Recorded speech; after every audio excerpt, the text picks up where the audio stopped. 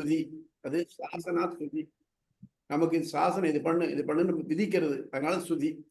ஸ்மிருதினாக்க அந்த வேதத்தை படிச்சுட்டு பெரிய ரிஷிகள் அவாழ்லும் தனக்கு நமக்கு இது பண்ற மாதிரி தனித்தனியா எடுத்து போட்டிருக்காள் ஸ்மிருதி. ஃபார் எக்ஸாம்பிள் மனுஸ்மிருதி, யஜ்ஞவால்கிய ஸ்மிருதி அப்படின்னு ஸ்மிருதிகள் தனித்தனியா இருக்கு. ஆக ஸ்ருதி ஸ்மிருதி ரெண்டுலையும் பகவத்கீதை ஒரு ஸ்மிருதி. அந்த மாதிரி வேதத்துக்கு ஸ்ருதி, இது ஸ்மிருதி. இப்போ இதுக்கு அர்த்தம் சொல்றேன், புரிஞ்சுக்கோ. கிளம் கிளம்னா பகுதி, ஒன்று போக மீதி இருந்தது. கிளன்னா பகுதி இல்லாதது. அப்படின்னா என்ன அர்த்தம்? இப்போ ஒரு இடத்துல பழங்கள் வச்சிருக்கேன், ஒருத்தர் போய் இந்த பழத்தெல்லாம் எடுத்துட்டு வாங்குறேன், இது ஒரு ஸ்டேட்மெண்ட். இன்னொரு ஸ்டேட்மெண்ட், மீதி இல்லாம எடுத்துட்டு வாங்குறேன். இதுல எது எது இது ஜாஸ்தி, ஸ்ட்ரெஸ் ஜாஸ்தியா இருக்கு சொல்லுங்க? மீதி இல்லாம எடுத்துட்டு வர. மீதி இல்லாம அப்ப சொல்றது இஸ் வெரி கிளியர். அதுல ஒன்று மீதி வச்சிடாது, எல்லாத்தையும் எடுத்துட்டு சொல்றது இருக்கலாம். அதை விட மீதி இல்லாம.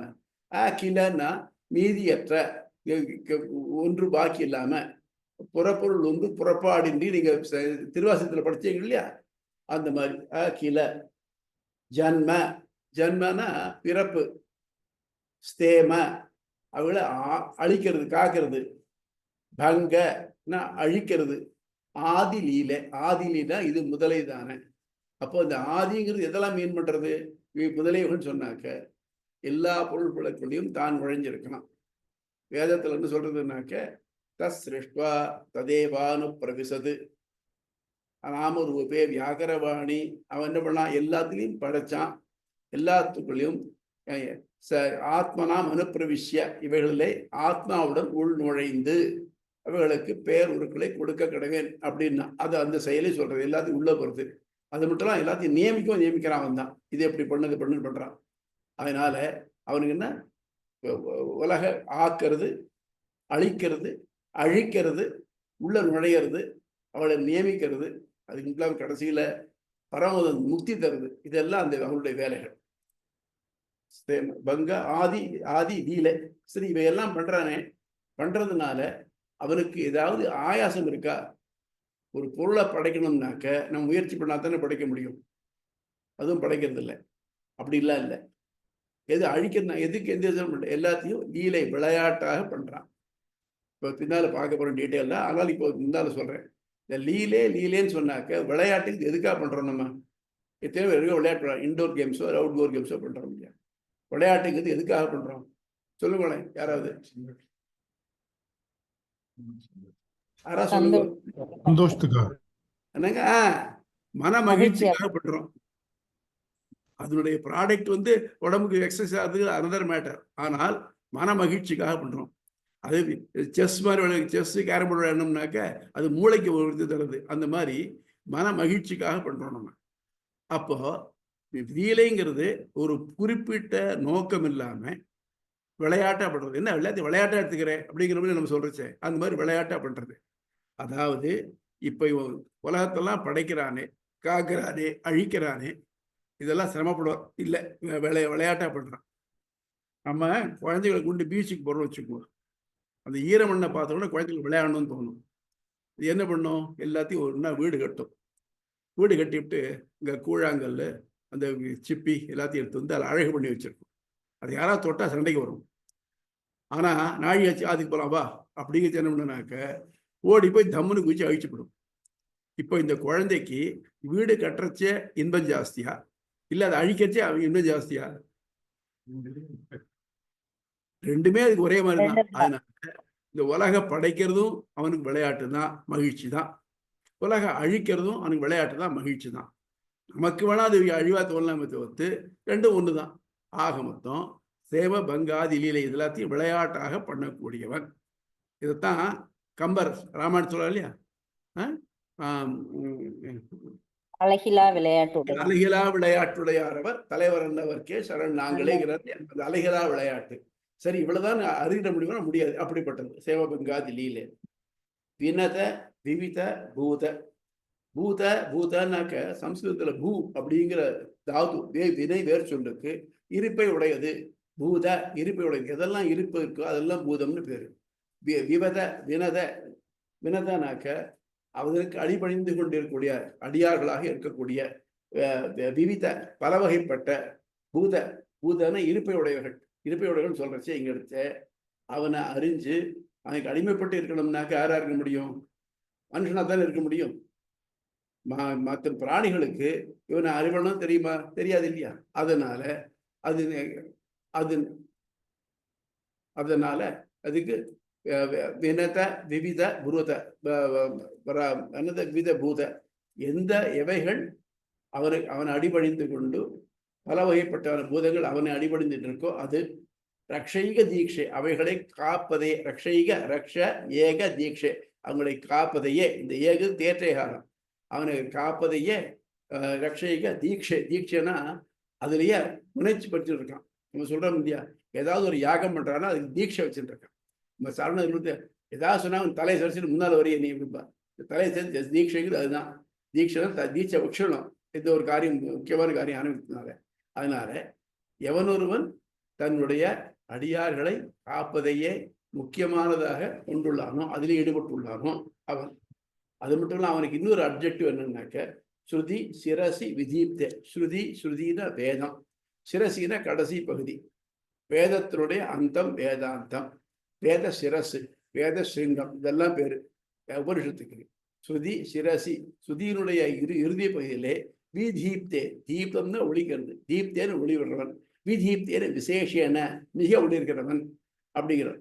ஏன்னாக்க மற்ற பகுதிகள்லாம் நல்வழியை சொல்றது, ரிச்சுவல்ஸ் எல்லாம் சொல்றது, யாக யஜ்யங்களை பற்றி சொல்றது. இதுதான் பிரம்மத்தை பற்றி சொல்லக்கூடிய பகுதி, கடைசி பகுதி தான் உபனிஷத் தான். அதுல நன்கு ஒளிவிடக்கூடியவர். இந்த வேதாந்தத்தினால அன்றி மற்றதுனால அவனை அறிய முடியாது. நமக்கு எப்படி இருக்குன்னாக்க சொல்ல முடியாது, வையத்து வாழ்வானா வாழ்ந்துட்டு வாங்குறையும் தெய்வத்துள் வைக்கப்படும் கடைசி பகுதியாக வந்திருக்கு. அதனால இப்போ பிரம்மச்சரியமா இருக்கான், அவன் சில ஒழுங்குகள்லாம் காலப்பட்டு இருக்கு. அவனுக்கு ஏதாவது சொல்லித்தரான். அவன் பூணல் போடச்சே சொல்றான். அப்பதான் குழந்தைக்கு கோமணமே கட்டி விடுவா.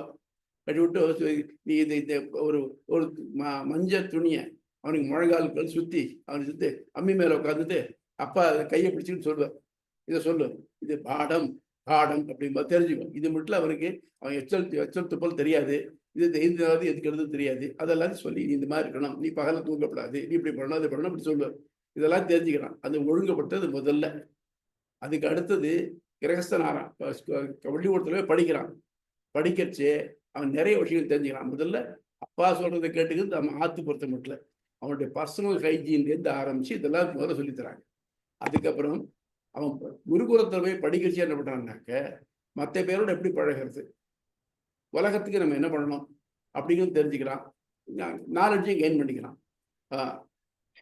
அதுக்கப்புறம் அது முடிஞ்ச உடனே குரு என்ன சொல்றாருனாக்க, அப்பா உன்னோட படிப்பு முடிஞ்சு போச்சு, நீ போய் ஒரு நல்ல இடத்துல நல்ல குணவதியான பெண்ணை கல்யாணம் பண்ணிட்டு ஒரு நல்ல இடமா பார்த்து இருந்து நிலையான ஆனந்தத்தை தேடி ஆசீர்வாதம் பண்ணி அனுப்புறேன். அப்பா இங்க வந்துடுறான். கல்யாணம் பண்ணிட்டாச்சுனாக்க அவனுக்கு நெசசிட்டிஸ் நிறைய வந்துடுது. இதெல்லாத்தையும் எப்படி போய்க்கு இருந்து பார்க்குறான். அதுக்கு தான் யாகங்கள் வரும். யாகங்களை பண்ணி தெரிஞ்சுக்கிறான். சரி, நம்ம ஆத்துக்கு நம்ம வேலைக்கு இதை வைக்கிறோமே, நமக்கு எதாவது காண்றதா ஒன்று முடிஞ்சோன்னா அடுத்ததுன்னு சொல்றது இல்லையா, அதெல்லாத்தையும் பார்த்துட்டு இதெல்லாம் முடிவெல்லாம் போயிட்டே இருக்கு. அப்புறம் ஒரு நிலையான இன்பம் வேணும்னுச்சு, இதெல்லாத்தையும் விட்டுவிட்டு நிலையான இன்பத்துக்காக யோஜனை பண்றான். அப்பதான் என்ன கிடைக்குதுனாக்க கடைசி பகுதி உபனிஷத்து வருது. அது மாதிரி அந்த உபனிஷத்துல பிரம்மமாக யார் ஒளிர்றா? ஸ்ரீனிவாசே, எவன் திருவை தன் மார்பிலே உடையானோ, எவனிடம் லக்ஷ்மியானவள் நிலையாக வசிக்கிறாளோ, நிவாசம்னா வசிக்கிறது, ஸ்ரீனிவாசே அவள். அதனாலதான் இந்த நூலுக்கு ஸ்ரீபாஷ்யம்னு பேரு. மற்ற பேர் அதை மென்ஷன் பண்ணல. இவர் பொறுத்த மட்டும் பிராட்டியுடன் கூடிய திருமாலே இது செய்பவன், அவன் தான் பிரம்மம். அதனால சொல்றார் பிரம்மணி ஸ்ரீனிவாசே. அப்படிப்பட்ட ஸ்ரீனிவாசே அவன் என்ன பண்ணட்டும்? ஸ்ரீனிவாசனே மம பரஸ்மின் சேமுஷி பக்தி ரூபா, நான் பரஸ்மின் பரத்தை பத்தி சொல்லக்கூடிய பத்தி எனக்கு அவனுடைய பரஸ்மின் உன்னுடைய அந்த பரமான மேம்பட்ட நிலையில பக்தி ரூபா என்னுடைய மனம் பக்தி ரூபமாக நிலை பெற்று இருக்கட்டும். என்னுடைய மனமானது உன்னிடம் நிலை பெற்று இருக்கட்டும், பக்தி ரூபமாக நிலை பெற்று இருக்கட்டும். இங்க பக்தி அப்படின்னு மீன் பண்றது என்னன்னாக்க உபாசனம், எல்லாரும் படிக்க போறோம். உபாசனம் உபாசனம் எப்படி பக்தி ஆகும் அப்படின்னா, பக்தினா என்ன? யாரா சொல்லுங்களேன், பக்தினா?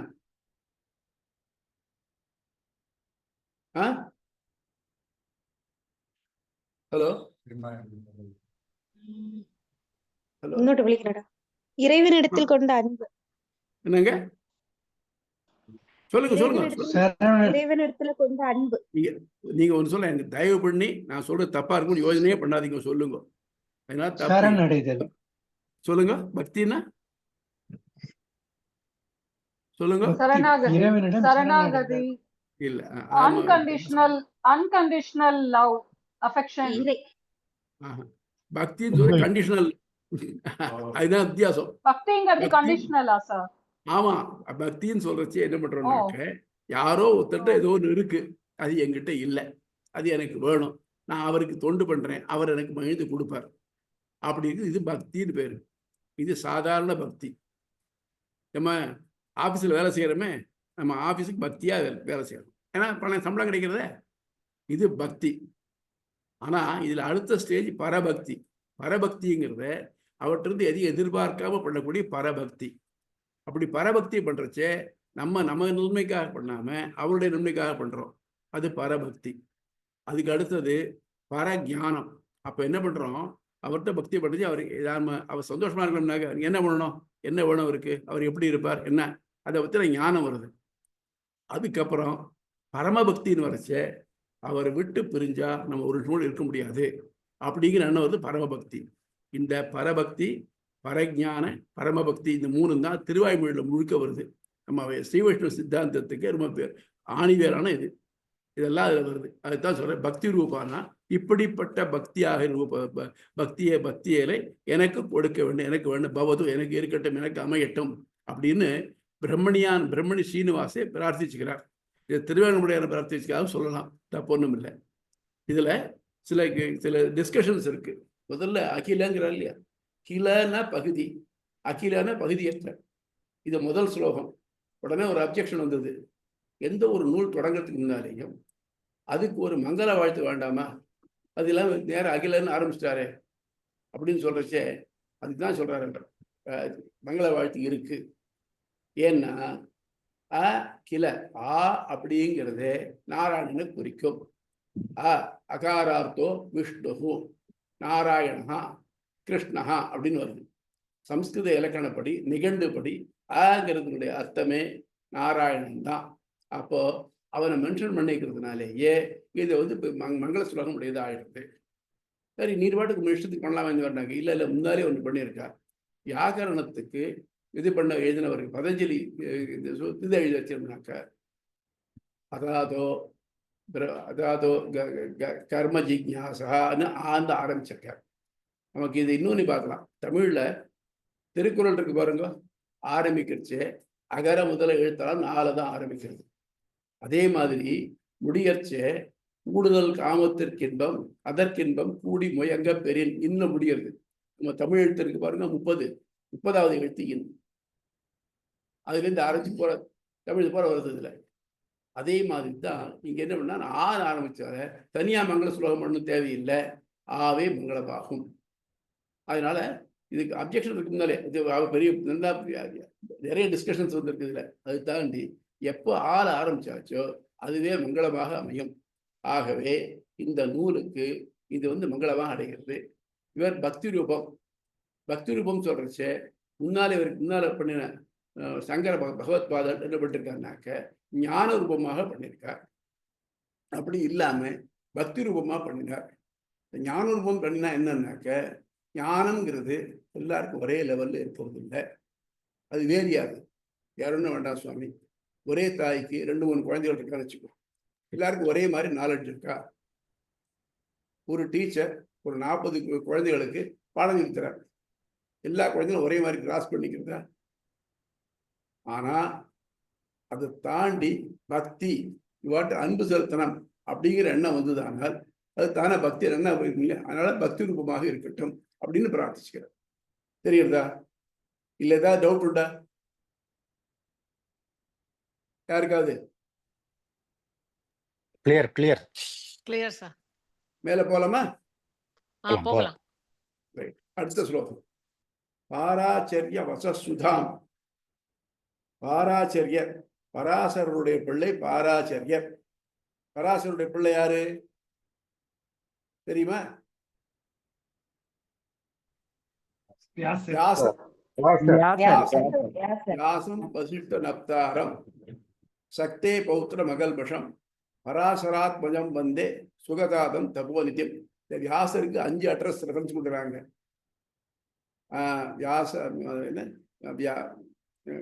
வியாசம் வசிஷ்ட நப்தார். நப்தர்னாக்க கொள்ளு பேரன், வசிஷ்டருடைய கொள்ளு பேரன், வசிஷ்ட நப்தாரம். சக்தே வசிஷ்டருடைய பிள்ளை சக்தி, சக்தே பௌத்திரம், சக்தியுடைய பேரன், சக்தே பௌத்திர மகள்பஷம் பராசர ஆத்மஜம், பராசருடைய பிள்ளை, சுகதாதம், சுகருக்கு தகப்பனார். அப்படி இந்த 5 ரெஃபரன்ஸ்ல வியாசரை பிக்ஸ் பண்றார். அப்படிப்பட்ட பாராச்சரியர். இதுக்கு அவருடைய பிள்ளைய சொல்றச்சே தசரதனுடைய பிள்ளை தாசரதி. சகுந்தலையை பற்றின நூல் சாகுந்தலம். இந்த மாதிரி வரதுக்கு தத்திதாந்தனாம்னு பேர். அது எந்த எந்த எந்த சப்ஜெக்ட் சொல்ல வருதோ அதை பத்தி பேர் வைக்கிறது சத்திதாந்தனாம் பேரு. இந்த பாராச்சரிய வியாசர் பராசருடைய பிள்ளை அப்படிங்கிறதுக்காக பாராச்சரிய வச்ச, அவருடைய வாக்கு, சுதாம்னு அமிர்தம், சுதாம்.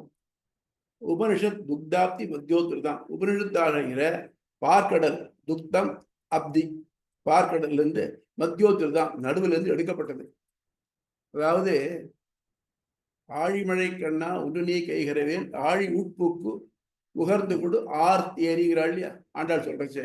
ஆழி உட்பூக்கு, நீ நிறைய மழை பெய்யணும், நீ கடல்ல கரையில் நிறுத்துட்டானாக்க அதுல பாதி மணலா போய்டும், ஒன்றும் வராது, நீ உள்ள போ, ஆழி நடுவுல போ அப்படிங்கிற மாதிரி நடுக்கடல்ல போய் அந்த இதோடைய உபனிஷத்துடைய பார்க்கடலுடைய நடுவில் இருந்து நன்கு கடையப்பட்டு எடுத்ததான துக்தாப்தி மத்தியோ உத்ருதாம்னு எடுக்கப்பட்டது, நன்கு எடுக்கப்பட்டது. ஆக உபனிஷத்துகளாகிய பார்க்கடல்ல இருந்து நன்கு கடையப்பட்டு எடுக்கப்பட்டது எது? வியாசராலே. அடுத்தது சம்சாராக்னி விதீபன யபகத பிராணாத்ம சஞ்சீவனி.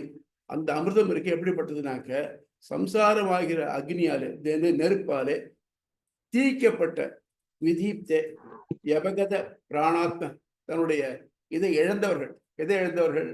இவர்கள் எதை அடையணும்? பிரம்மத்தை அடையணும். அது இல்லாம இழந்து திருப்பி சம்சாரத்திலே ஓடினிருக்காள் இல்லையா, இந்த நெருப்பிலேயே, சம்சாரமான நெருப்பிலேயே பிரம்மத்தை இழந்திருக்காள் இல்லையா, அவர் யாகாதம் இழந்தவர்களாக அவருடைய அந்த மாதிரியான பிராண ஆத்ம சஞ்சீவனி, அவருடைய பிராணனையும் ஆத்மாவையும் சஞ்சீவனி பிழைப்பிக்க செய்வது, அமிர்தம் பிழைக்க செய்வது. இப்போ இந்த அமிர்தத்துக்கும் தேவாமிர்தத்துக்கும் வித்தியாசம் உண்டு. என்ன வித்தியாசம் அப்படின்னாக்க, தேவாமிர்தம் கடல்ல இருந்து கடைஞ்சி எடுத்தா தேவர்களுக்கு போச்சு. தேவர்களுக்கு அமரர்னு ஏன் பேருனாக்க, நம்ம 1 வருஷம் இருந்தா அவன் 360 வருஷம் இருப்பான். அப்படி கூட வச்சுக்கலாம், ஏன்னா அது சம்சாரம் தானே. நம்ம 1 வருஷம் கஷ்டப்பட்டா 360 வருஷம் கஷ்டப்படுவான். ஆனா அதனால என்ன பண்றானாக்க, நம்ம பூர்வாச்சாரர்களுக்கு என்ன பேர் கொடுத்துருக்காங்க? உப்புச்சாருன்னு பேர் கொடுத்துருக்காங்க. இந்த அமிர்தத்தை கடிச்சு குடிச்சாக்க நீங்க நிறைய நாள் இருப்பைய 10 பேர் எல்லாம் இருப்பையை தவிர்த்து. ஆனால் அதனால அமிர்தத்தினால உனக்கு மிருதம், அதாவது சம்சாரமானது உண்டாகாமல் இருக்காது. ஆனா இந்த அமிர்தம் இருக்கு இல்லையா, இந்த அமிர்தமானது திருப்பி சம்சாரத்துல வரவிடாது. ஏன்னா முக்தி கொடுக்கக்கூடியது. ஸோ இந்த 2 வித்தியாசம். அதுதான் சொல்றச்சே, இதுக்கு நம்ம தேவேந்திரனுக்கு சொர்க்கம் சொல்றோம் இல்லையா, அதுக்கு சாறு பேரு துறக்கம்னு பேரு. அது அமிர்தம் கிடைக்கிற துறக்கம். ஆனா இதுக்கு பேரு வைகுண்டத்துக்கு பேரு, பரமத்துக்கு பேரு வீறு வெறு துறக்கம். பரிபாடல்ல நாரினர் குழாயோ நல்கியோ நல்லதை ஏறுதல் பெரிதோ வீறு வெறு துறக்கம். ஸோ 2 துறக்கம் இருக்கு. நம்ம சொர்க்கம்னு சொன்னாக்க வைகுண்டம் சொர்க்கம் ஐடென்டிக்கல் நினைச்சிட்டு இருக்கோம். இல்லை, இந்த சொர்க்கம்ங்கிறதும் நம்ம மாதிரி இருக்கிறது ஒண்ணுதான். அதாவது நம்ம பிளாட்ஃபார்த்தில் தங்கிட்டு இருக்கோம்னாக்க அவள் வீட்டுக்குள்ள தங்கிட்டு இருக்கா, அவ்வளவுதான் வித்தியாசம். மற்றபடிக்கு எந்த வகையிலும் வேறுபாடு கிடையாது. அந்த மாதிரி இந்த வீறு துறக்கம் வேணும்னாக்க இந்த இவருடைய வியாசருடைய வாக்குனால அமிர்தத்தை பார்க்கடல இருந்து உபனிஷத் கடல்ல இருந்து எடுக்கப்பட்ட அமிர்தத்தை பருகணும். அது பிராண ஆத்ம சஞ்சீவனி, நம்முடைய உயிரையும் உடலையும் ரட்சிக்கக்கூடியது. பூர்வாச்சாரிய சுரக்ஷிதான். இது என்ன பண்ணுது, இந்த அமிர்தம் வந்து முன்னால் இருந்த ஆச்சாரியர்கள் அவெல்லாம் ஜாகிரதையா பாதுகாத்து வச்சிருந்தா. ஆனா என்ன ஆச்சுன்னாக்க பின்னால அழிஞ்சு போச்சு. எப்படி காரணம்னாக்க நம்ம ஹிஸ்டாரிக்கலாவே பார்க்கலாம். நம்ம நாட்டுல இருண்ட காலம்னு ஒண்ணு பார்க்கிறோம். அதாவது சமண பௌத்த மதங்கள் வந்திருந்த போது இந்த மாதிரி இதே பிரம்மசூத்திரத்துக்கு நிறைய உரைகள்லாம் முன்னால வந்திருக்கு.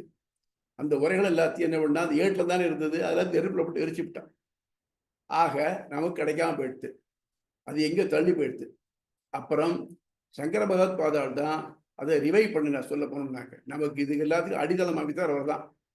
அவர் என்ன பண்ணினார்னா, அவர் எடுத்தாருக்க பூர்வாச்சார சுரக்ஷிதம் பகுமதி. அப்புறம் அவருக்கு பின்னால் நிறைய பேர் இருந்தானே பகுமதி, ஒருத்தரும் தனக்கு தோணின மாதிரி சொல்ல ஆரம்பிச்சார். யாகாத தூரஸ்திதான், யாகாதம் தான் அவளால நமக்கு 8வது தள்ளி வைக்கப்பட்டது.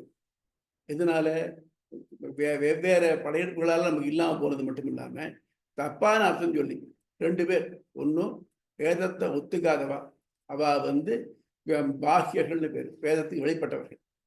வேதத்தை ஒப்புக்கொண்டு தப்பா அர்த்தம் சொல்றவா, அது குதிருஷ்டிகள்னு பேரு. இந்த 2 பேராலையும் உண்மையான அர்த்தம் நமக்கு கிடைக்காம போச்சு. அந்த மாதிரி போனதுனால தூரஸ்தி தான் நமக்கு யாரு, இந்த சம்சாரமாகிற நெருப்பிலே எரிஞ்சுக்கிட்டு இருக்கானே இவனுக்கு கிடைக்காம தள்ளி தூர நன்கு வைக்கப்பட்டது. அந்த அமிர்தத்தை நான் கொண்டு வரேன். எப்படி, நான் யாரு எப்படின்னாக்க ஆனி தாம்ஸ் நான் கொண்டு வரேன். நீனா கொண்டு வருது ஆனி தாம்ஸ், நேதாங்கிறது சொல்ற இல்லையா, அது அதுல இருந்து வருது. நிஜாட்சரைகி, நிஜாட்சரைகினாக்க அந்த ஒவ்வொரு சொல்லுக்கும் பொருளுக்கும் வியாகரணம் மாறாமலும் வழக்கு மாறாமலும் நிஜ அக்ஷரைகி, அந்த மாதிரி அக்ஷரைகள் அதை பொறுத்தே கொண்டு நிஜாட்சரைகி சுமனசா, யாருக்கெல்லாம் விருப்பம் இருக்கோ, யாரு உண்மையான மனசு உடையவர்களும். நான் சம்சாரத்தில் இருக்க போறேன்னு சொல்றதுக்கு விட்டுல, அப்படி இல்லை, அதை விட்டு போனதுக்கா பாருங்க. அந்த சுமனசா நல்லது பிபந்தன்னு அவர்கள் குடிக்கும்படியாக அகம் என்னாலேயே ஆனி தாம்சு கொண்டு வரப்படுகிறது. ஆக அமிர்தமானது தள்ளி, வியாசரால் எடுக்கப்பட்ட அமிர்தமானது தள்ளி வைக்கப்பட்டது. அதுக்கு தவறான அர்த்தங்கள் சொல்லப்பட்டது. அது எல்லாத்தையும் தாண்டி நான் அதனுடைய அக்ஷரங்கள் ஒவ்வொரு சொல்லுக்கும் உள்ள பொருளுக்கும் வித்தியாசம் இல்லாமல் கரெக்டா பார்த்து உங்களுக்கு நான் கொண்டு வந்து தரேன், உங்களை தளிர்ப்பிக்கிறதுக்காக, சம்சாரத்தை தளிர்ப்பிக்கிறதுக்காக.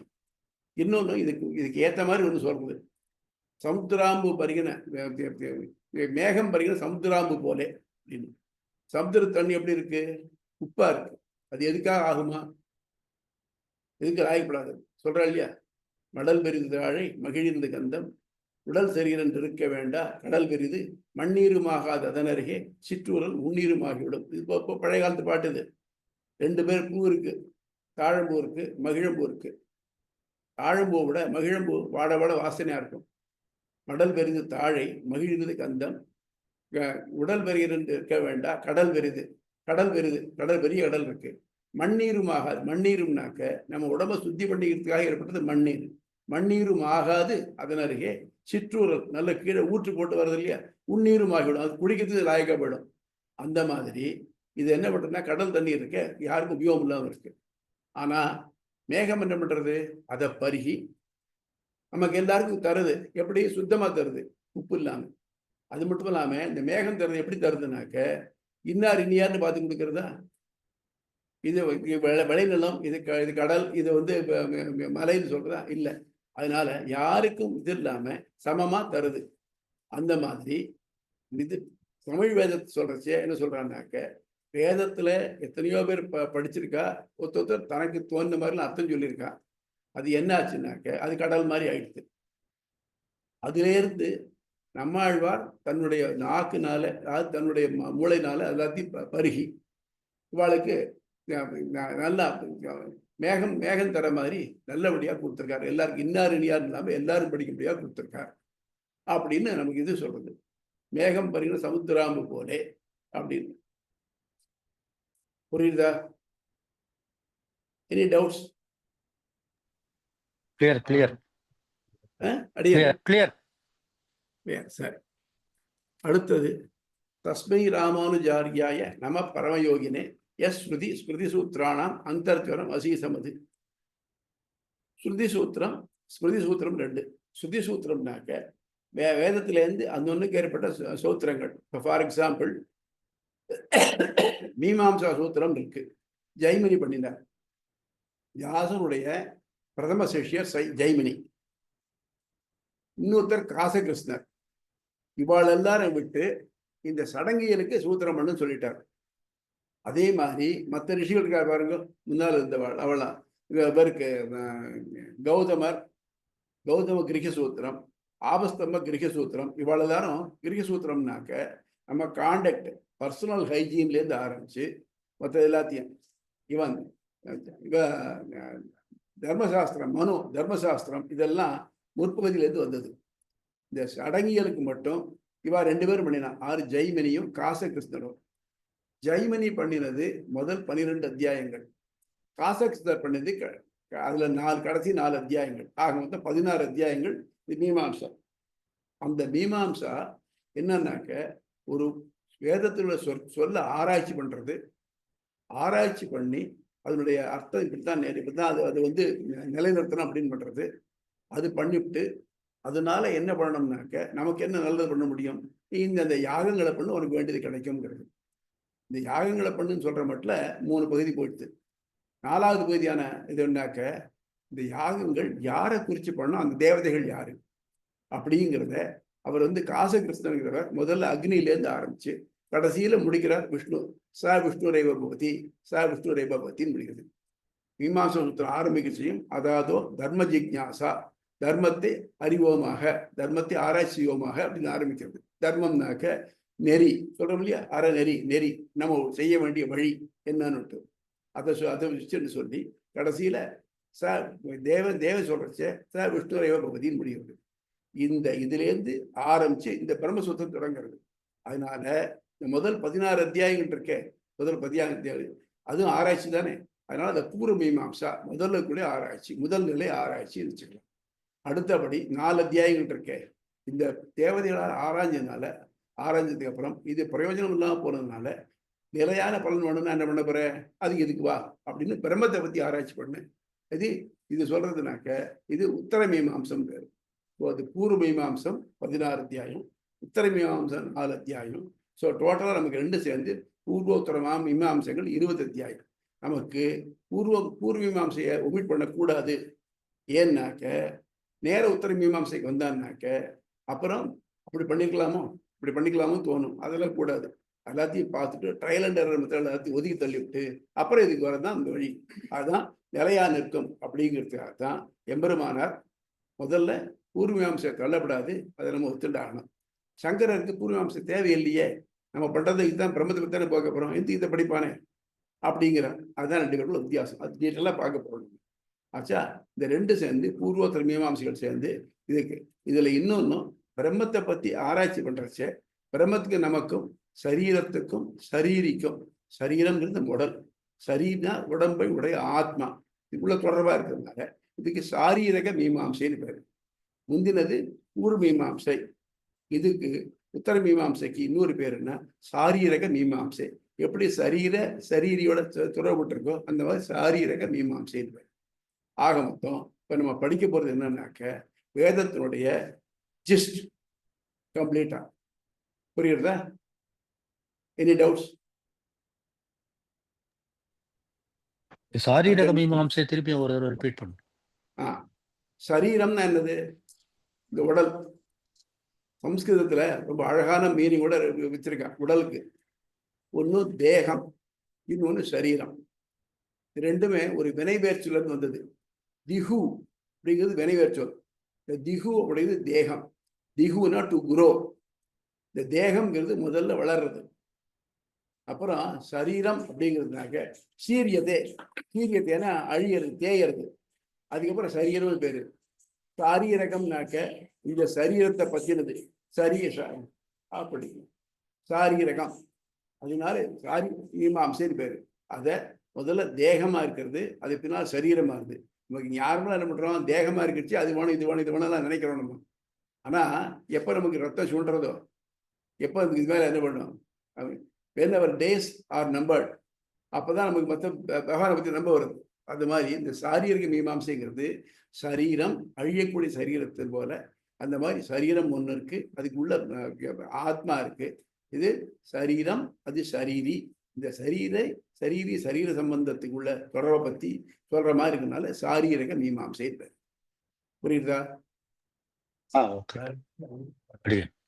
சொல்லுங்க. Anything, any other doubts? இது மட்டும் பார்த்ததில்ல. இப்போ நாம வந்து உத்தர மீமாம்சத்தோட 4 சாப்டர் படிக்க போறோம். ஆமா, நம்ம ஆரம்பிக்குது உத்தர மீமாம்சையில 4 சாப்டர் படிக்க போறோம். அது இது கடைசியில நிறைய இருக்கா? நம்ம 4 தான் மொத்தமே தானா இது இருக்கா? உத்தர மீமாம்சம்னாலே இந்த 4 சாப்டர் தானா? ஆமா, பூர்வ மீமாம்சை 16 சாப்டர். 16 சாப்டர். 16 சாப்டர். ஓகே. அதுல 12 சாப்டர் ஜெய்மினி பண்ணது, 4 சாப்டர் காசகிருஷ்ணர் பண்ணினது. இந்த 16 சாப்டர் தாண்டிட்டு அதுக்கப்புறம் உத்தர மீமாம்சைக்கு வரைச்சே 4 சாப்டர். நமக்கு இந்த 4 சாப்டர் அமைப்பு எப்படின்னாக்க, எது ஆரம்பிக்கிறோம்? பிரம்மத்தை அறியணும்னு ஆரம்பிக்கிறோம். நான் ஜஸ்ட் சொல்லிடுறேன், அப்புறம் டீட்டெயில போகும். பிரம்மத்தை அறிய வேண்டும். ஏன் அறிய வேண்டும் அப்படின்னாக்க, இது மட்டும் பூர்வ மீமாம்சை பார்த்தோம். ஒன்னொன்னுக்கு ஒவ்வொரு யாகம் சொல்லியிருக்கு, ஒவ்வொரு சடங்கு சொல்லிருக்கு, அதெல்லாம் பண்றோம். பண்ணினதுனால நமக்கு நிலையான இன்பம் கிடைக்கல. ஃபார் எக்ஸாம்பிள், எனக்கு ஒரு BMW கார் வாங்கணும்னு ஆசையா இருக்கு. அது என் சக்திக்கு மீறினது. நான் என்ன பண்றேன், பை பைக் பாரோ ஸ்ட்ரீட் ஏதோ பண்ணி வாங்கிடுறேன். வாங்கி வச்சுட்டு கொண்டு நிறுத்திவிட்டேன்னாக்க எனக்கு 4 நாளைக்கு ரொம்ப பெருமையா இருக்கும். அப்புறம் பார்த்தாக்க அதுக்கு செலவை பார்த்தாக்க, எப்பா ஏன்டா வாங்கினோம் அப்படின்னு தோணும். நம்ம உலகத்தில் நம்ம உபயோகத்தில் இருக்கிற பொருளை பார்த்தீங்கன்னாக்க மேக்சிமம் பொருள் அப்படித்தான் இருக்கும். மெயின்லி ஆர்டிஃபிஸ் வாங்கிறோம், இந்த கலைப்பொருள் வாங்கி வைக்கிறோம் இல்லையா, ரொம்ப ஆசையாக வாங்கிடுவோம். எத்தனை நாளைக்கு அது தூசி உடச்சி வைக்கிறோம். நம்ம அது வாங்காம எடுத்துக்கலாம் போல் இருக்கேன் அப்படின்னு தோணும். யாரா வந்து பார்த்தா என்ன இப்படி வச்சிருக்கேன்னு கேட்பார். அது மாதிரி இருக்கு. அது மாதிரி உலகத்தில் கூட அடையக்கூடிய எல்லாமே அடையணும்னு எண்ணம் இருக்குமே தவிர்த்து அடைஞ்சதுக்கு அப்புறம் அதுல இது தோணாது நமக்கு. அது மேல இன்ட்ரெஸ்ட் தோணாது. பசியா இருக்கிறவனுக்கு சாப்பிடணும்னு எண்ணம் தோணும். நல்லா சாப்பிட்டு முடிச்சதுக்கு அப்புறம் அவனுக்கு சாப்பாடு கொடுத்தாக்க ப்ராபப்ளி அதுவே வாந்தி எடுக்கிறதா இருக்கும் அவனுக்கு. அந்த மாதிரி எந்த இது வேணா எடுத்துக்கோ நீங்க, அது எல்லாமே அடையிற மட்டும் தான். அதாவது hope in Joy is better than hope enjoyed. எந்த ஹோப் என்ஜாய் பண்ணா அது ஹோப் இன் ஜாய், அதை அனுபவிக்க போறோம் நினைக்கல, அந்த இதுதான் ஜாஸ்தியா இருக்கும். அதனால முதல்ல இருக்கச்சே உலகத்தை அனுபவிக்கக்கூடிய எல்லாமே அழியக்கூடியது. அது அற்பம். Law of diminishing returns. Law of diminishing returns. Law of Diminishing.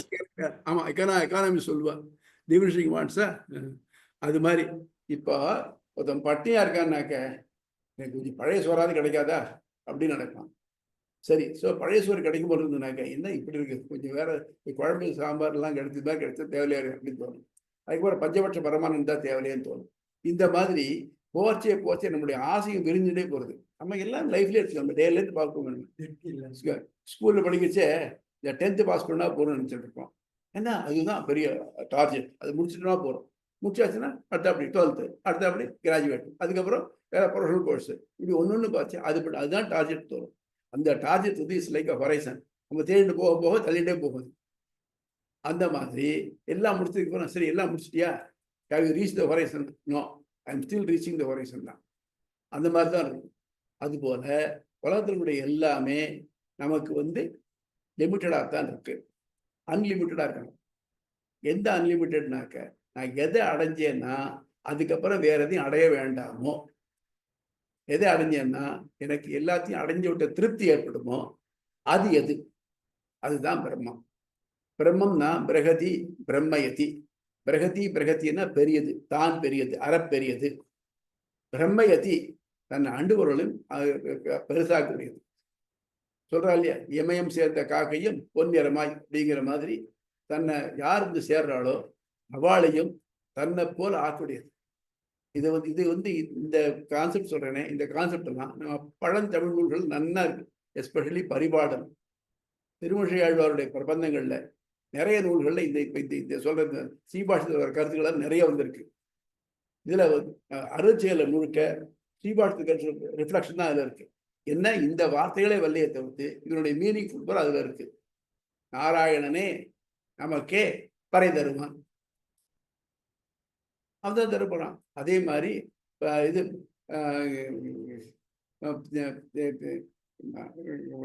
மாயனை மண்ணு வடமுதலை மைந்தனை தூயவரன் யமனித்துறைவனை வாயினால் பாடி மனத்தினால் சிந்திக்க போய பிழையும் தருவான் நின்றனவும் தீயினில் தூசாகும். இதுக்கு ஈக்குவலண்டா ஒரு சூத்திரமே இருக்குதுல ஸ்ரீபாஷ்யத்துல.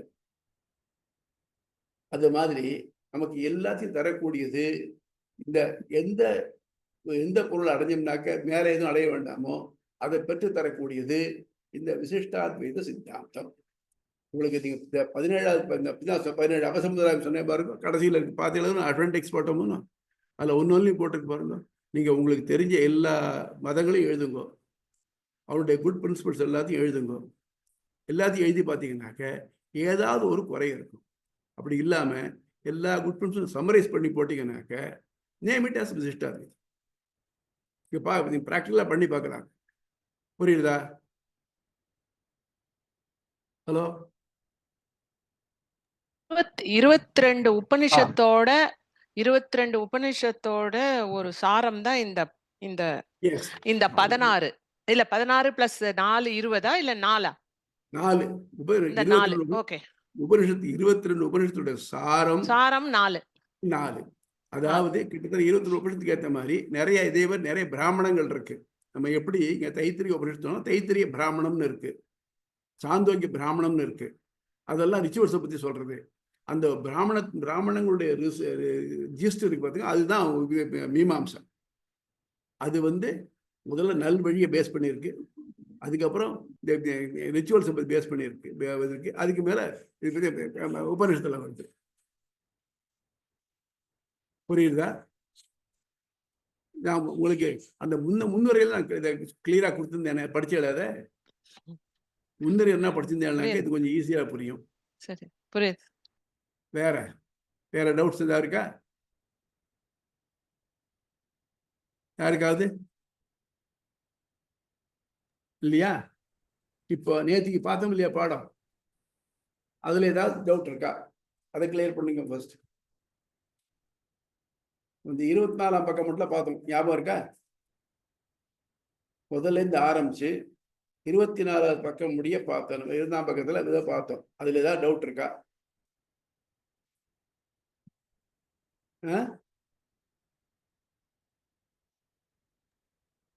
பதில் வரலையே.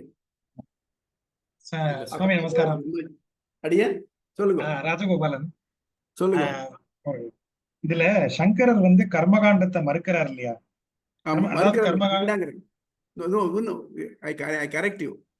வேண்டாங்கிற எவன் முக்தி வரணும் அவனுக்கு கர்மகாண்டம் தேவையில்லை அப்படிங்கிறார். அப்படி அவர் கர்மகாண்டத்தை வேண்டாம் அப்படின்னு ஒதுக்கும் போது யாருக்கு அது பொருந்தும்? அல்லது இந்த மாதிரி பண்ணதுக்கு பிறந்தா அவெல்லாம் அதை ஒதுக்கலாம் அப்படின்னு ஏதாவது சொல்றாரா? இல்ல இது மட்டுமே போதும்னு சொல்றாரா? அதாவது சுவாமி, இப்போ ஏதோ ஒரு எக்ஸாம் இருக்குன்னு வச்சுக்கோ, நீங்க ஸ்கூலுக்கே போக வேண்டாம், நேரம் 12th எழுதலாம்னாக்க பிரைவேட் எழுதுறதுக்கு வழி இருக்கு இல்லையா? என்ன பண்ணுது? அது ஒரு அரேஞ்ச்மெண்ட் இருக்கு பத்தி, அந்த மாதிரி பண்ணலாம் இல்லையா? அது போருமே. அப்புறம் இதுக்கு முதல்ல இருந்து ஆரம்பிச்சு 1ஆம் கிளாஸ் பண்ணணும் வேண்டாமே அப்படிங்கிறது அந்த மாதிரி நினைக்கிறாங்க. ஆனா ரெகுலரா ஸ்கூல்ல படிக்கிறவனுக்கும் கரஸ்பாண்டன்ஸ் கோர்ஸ்ல கிராஜுவேட் பண்றவனுக்கும் வித்தியாசம் இருக்கா இல்லையா? அந்த மாதிரி இது கர்மகாண்டத்தை படிச்சேனாக்க என்னதுனாக்க ஒன்னும் குழப்பம். எப்படின்னாக்க எத்தனையோ தேவதைகள் சொல்றது, ஒவ்வொரு தேவதைக்கும் ஒன்று கெஞ்சான்னு சொல்றது. ஃபார் எக்ஸாம்பிள், நிறைய செல்வம் வேணும் எனக்கு அப்படின்னா வாயு தொழி, வாயவம் பூதிகாமோ வாயவ்யம் வாயவ்யேன பூதிகாமோ யஜேத்து. வாயவ்யம்ங்கிற யாகத்தினால செல்வத்தை இரும்புவன் யாகம் பண்ணட்டும் அப்படிங்கிறது. இன்னைக்கு எதிரி அழியணும், அதுவும் இருக்கு நமக்கு. இப்போ பாசிட்டிவ் என்னுடைய எதிரி அழியணும்னாக்க சேனையாகம் ஒன்று இருக்கு. இந்த சேனையாகத்தை பண்ணினா எதிரி அழிஞ்சு போயிடுவான் அப்படிங்கிறது இருக்கு. இதெல்லாம் என்ன கிடைக்கும் உங்களுக்கு? நமக்கு இந்த உலகத்தினுடைய இதுதான் கிடைக்குமே தவிர்த்து மற்றபடிக்கு வேற ஏதாவது கிடைக்குமா? சரி, அதான் உலகத்துல கிடைச்சா நம்ம திருப்தி பட்டுடுமா? இல்லை இல்லையா? அதனால இந்த வெவ்வேறு யாகங்கள் சொல்றது அது உனக்கு திருப்தி ஏற்படுத்தாது. ஆகவே ரொம்ப நிச்சயமான இது அடையணும்னாக்க நேர இதுக்கு போயிடலாம். எதுக்கு ஞான காண்டத்துக்கு போயிடலாம் அப்படிங்கிறது சங்கருடைய வாதம். எம்பெருமானார் என்ன சொல்றாருனாக்க, நேர ஞான காண்டத்துக்கு போனான்னாக்கா அவன் இந்த உலகத்துல இருக்கிறவன். இப்ப நம்ம உலகத்துல தான் இருந்துட்டு இருக்கோம். இப்ப நமக்கு எல்லாருக்குமே சொல்லுவோம், ஒரு ஜஸ்ட் கொஞ்சம் எல்லாம் மனசுல கை வச்சு சொல்லுவோம், இப்போ இந்த இந்த நிமிஷத்துல வந்து பரவாதம் போலான்னா எத்தனை பேர் போவோம்? நான் ரெடி இல்லை. யாராவது ஒரு கதை சொல்றது, ஒரு பாட்டி தினம் போய் பெருமாளே எப்ப என்ன கூட்டிக்க போறேன், எப்ப என்ன கூட்டிக்க போறேன் அப்படின்னாங்க. அதுக்காக இந்த அர்ச்சகர் பெருமாளுக்கு வந்து, பாட்டி இப்ப வாங்க உங்களை கூட்டின்னு போறேன் அப்படின்னாங்க.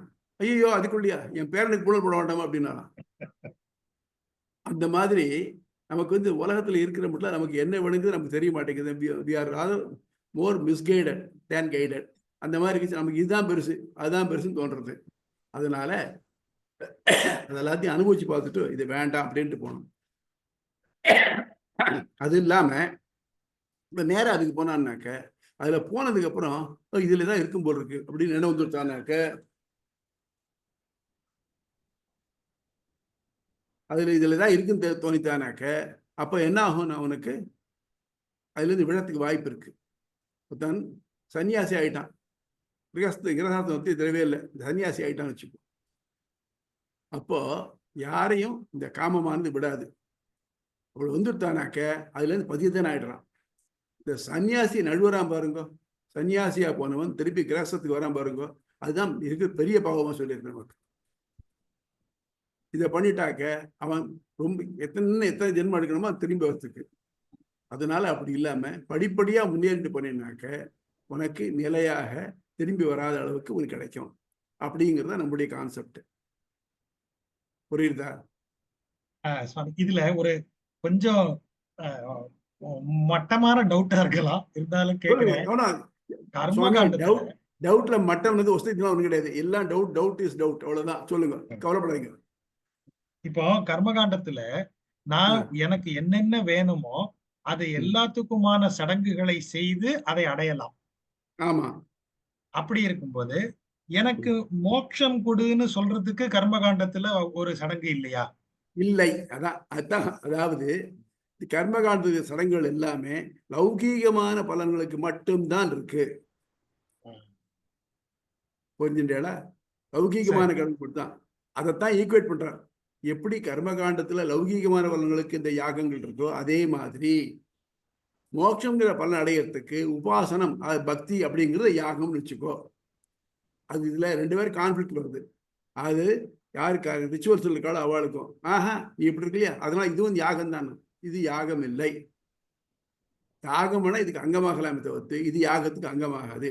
3வது சாப்டர் முழுக்க இதுதான் டீல் பண்றது. உபாசனம் அப்படிங்கிறது பக்தி, உபாசனம் அதர்வைஸ் பக்தி. இது வந்து யாகத்துக்கு அங்கமா இல்ல யாகமானது உபாசனத்துக்கு அங்கமா, இந்த ரெண்டையும் டீல் பண்ணி கடைசியாக சொல்றார், இல்லை உபாசனத்துக்கு யாகம் அங்கமாக இருக்கலாமே தவிர்த்து யாகத்துக்கு உபாசனம் அங்கமாக இருக்க முடியாது. சரி, அப்புறம் கர்மகாண்டம் சொல்றச்சே கர்மாவை பொறுத்த மட்டும் நித்திய கர்மா நிமித்திக கர்மான்னு ரெண்டு உண்டு. நித்திய கர்மா அப்படின்னாக்க நம்ம பண்ணித்தான் ஆகணும், வேற வழியே கிடையாது. இது வந்து நம்ம நெறிப்படுத்துறதுக்காக, எப்படி ஸ்கூலுக்கு போற குழந்தைகள்லாம் யூனிஃபார்ம் போட்டுக்கணும் அப்படின்னு சொல்றதோ அது மாதிரி அது பண்ணித்தான் ஆகணும். மிலிட்ரியில் போகிற சோல்ஜர்ஸ் எல்லாம் மார்ச் பாஸ் பண்ணி தான் ஆகணும், அவன் ஷூட்டிங் ரேஞ்சு போய் ஆகணும், இதெல்லாம் இருக்கிற மாதிரி. அந்த நிமித்த கர்மாங்கிறது அப்போ அந்த சச்சுவேஷன் வரிசை பண்ணுறது. ஃபார் எக்ஸாம்பிள் நித்தியப்படி பண்ண வேண்டிய சந்தியாவந்தங்கள், தர்ப்பணம், சிரார்த்தங்கள், இதெல்லாம் நித்திய கர்மா. இதை விடப்படாது, விட்டா தப்பு. இதை செஞ்சதுனால புண்ணியம் கிடையாது. இந்த கர்மாவால் எந்த கர்மாக்களால அதை செஞ்சாக்க புண்ணியம் இல்லையோ, ஆனால் செய்யாட்ட பாபம் வருமோ அதெல்லாம் நித்திய கர்மாக்கள். அகரணே பிரத்யவாயம். அது செய்யலைனாக்க தவறு வந்து சேரும். ஆனா நிமித்த கர்மான்னு இருக்கு. இந்த நிமித்த கர்மா அப்படிங்கிறது ஒரு கல்யாணம் பண்றோம், சீமந்தம் பண்றோம், உபநயனம் பண்றோம். இது ஒரு நிமித்தத்துக்காக ஒரு காரணத்தினால் ஏற்படுறது. ஸோ நிமித்த கர்மாக்கள் இருக்கு பாருங்க. நிமித்த கர்மாக்கள் யாருக்கு தேவையோ அவன் பண்ணினா போதும். 10 பேர் பண்ணவன் எவன் கல்யாணம் பண்ணிக்கிறோம் அவன் தான் விரதம் பண்ணணும், மற்றவன் விரதம் பண்ணணுமா? தேவையில்லையே. அந்த மாதிரி. அதனால இந்த நித்திய கர்மாக்களை பண்றச்சே எவ்வளவு அதையும் அழகா சொல்றேன், இவ்வளவு பண்ணினா போதும், இதுக்கு மேல பண்ண வேண்டாம். ஏன்னா கர்மால ஈடுபட்டோம்னாக்க நம்ம என்ன நினைப்போம், இது வந்து எனக்கு பெற்று தரும். அப்ப என்ன நான் ஒன்று பண்றேன், அது எனக்கு கொடு. அப்ப என்ன ஆச்சுன்னாக்க அக்ராஸ் தி கவுண்டர் நான் இதை கொடுத்துட்டு நான் வாங்குற மாதிரி இருக்கும், அந்த மாதிரி ஆகிடும். அப்படி இல்லை. மோட்சம்ங்கிறது அவன் தான் கொடுக்கணும். அதுதான் நாரினர் துழாயோ நல்கியோ அல்லதை ஏறுதல் பெரிதோ வீறு பெரு துறக்கம். It is to be given by him. Prerogative அவனது, நமது இல்லை. அதனால நம்ம அவனுக்கு பிரியமான எடுத்துக்கணும். அவனுக்கு பிரியமான இருக்கிறது அவனை எப்போ மாறாமல் நினைச்சிட்டு இருக்கணும். அவனுக்கு வேண்டியதை செய்யணும். அவனுக்கு மாறாமல் நினைச்சிட்டு இருக்கிறது உபாசனம். வேண்டியதை செய்யறது நம்ம கூட கைங்கரியம் மட்டுமே. அதெல்லாம் இந்த ரெண்டு சேர்ந்துனா தான் அவனால நம்ம செலக்ட் பண்ணப்படலாம். It is he selects you. அதனால அவனால செலக்ட் பண்ணக்கூடிய நம்ம இருக்கணும். நம்ம புரியுறதா? கிளியர் சாமி. இப்போ இந்த கர்மகாண்டத்தினால் மோட்சம் வாய்ப்பு இல்லைங்கிறத இவர் சங்கரர், ராமானுஜர், மத்வர் எல்லாருமே அதுல சேம் இல்லையா? ஆமாம், அதுல டவுட்டே இல்லை. அவள் என்ன பண்றானாக்க மாத்தூர் என்ன பண்றானாக்க கர்மகாண்டம் படிச்சுதானே ஆகணும், செஞ்சுதானே ஆகணும். அதுக்காக அது இல்லைங்கிறத விட்டுவிடக்கூடாது. அதுக்காக அது இல்லைங்கிறத விட்டுவிடக்கூடாது. அது பாட்டுக்கு இருக்க வேண்டியதான். ஆனா அது உனக்கு மோட்சம் விட்டுதான் நினைக்காத. அது திருப்பி பகவத்கீதை தான் சொல்றார், நீ எந்த கர்மா வேணாலும் செய்யி, அதுல பலன் ஆசைக்காதேன்னு சொல்றார். அடியேன் அது ஆக்சுவலா ஒரு வேலை செய்யறதுக்கு அந்த இப்போ டைப் ரைட்டிங் நீ பெரிய ஆகணும்னா நீ முதல்ல டைப் கத்துக்கணும் இல்லையா? அந்த ப்ராசஸ் தானே கர்மகா அப்படின்னு எடுத்துக்கணும் இல்லையா? நம்ம போனோம்னா அப்படியே டைரக்டா ஞானம் போறதை விட நீ முதல்ல தெரிஞ்சுக்கோ. முதல்ல ப்ராசஸ் தெரிஞ்சு தியரி தெரிஞ்சாதான் பிராக்டிகலுக்கு போக முடியும்ன்றது தான் விளக்குறது இல்லையா? அப்படித்தானே எடுத்துக்கணும்.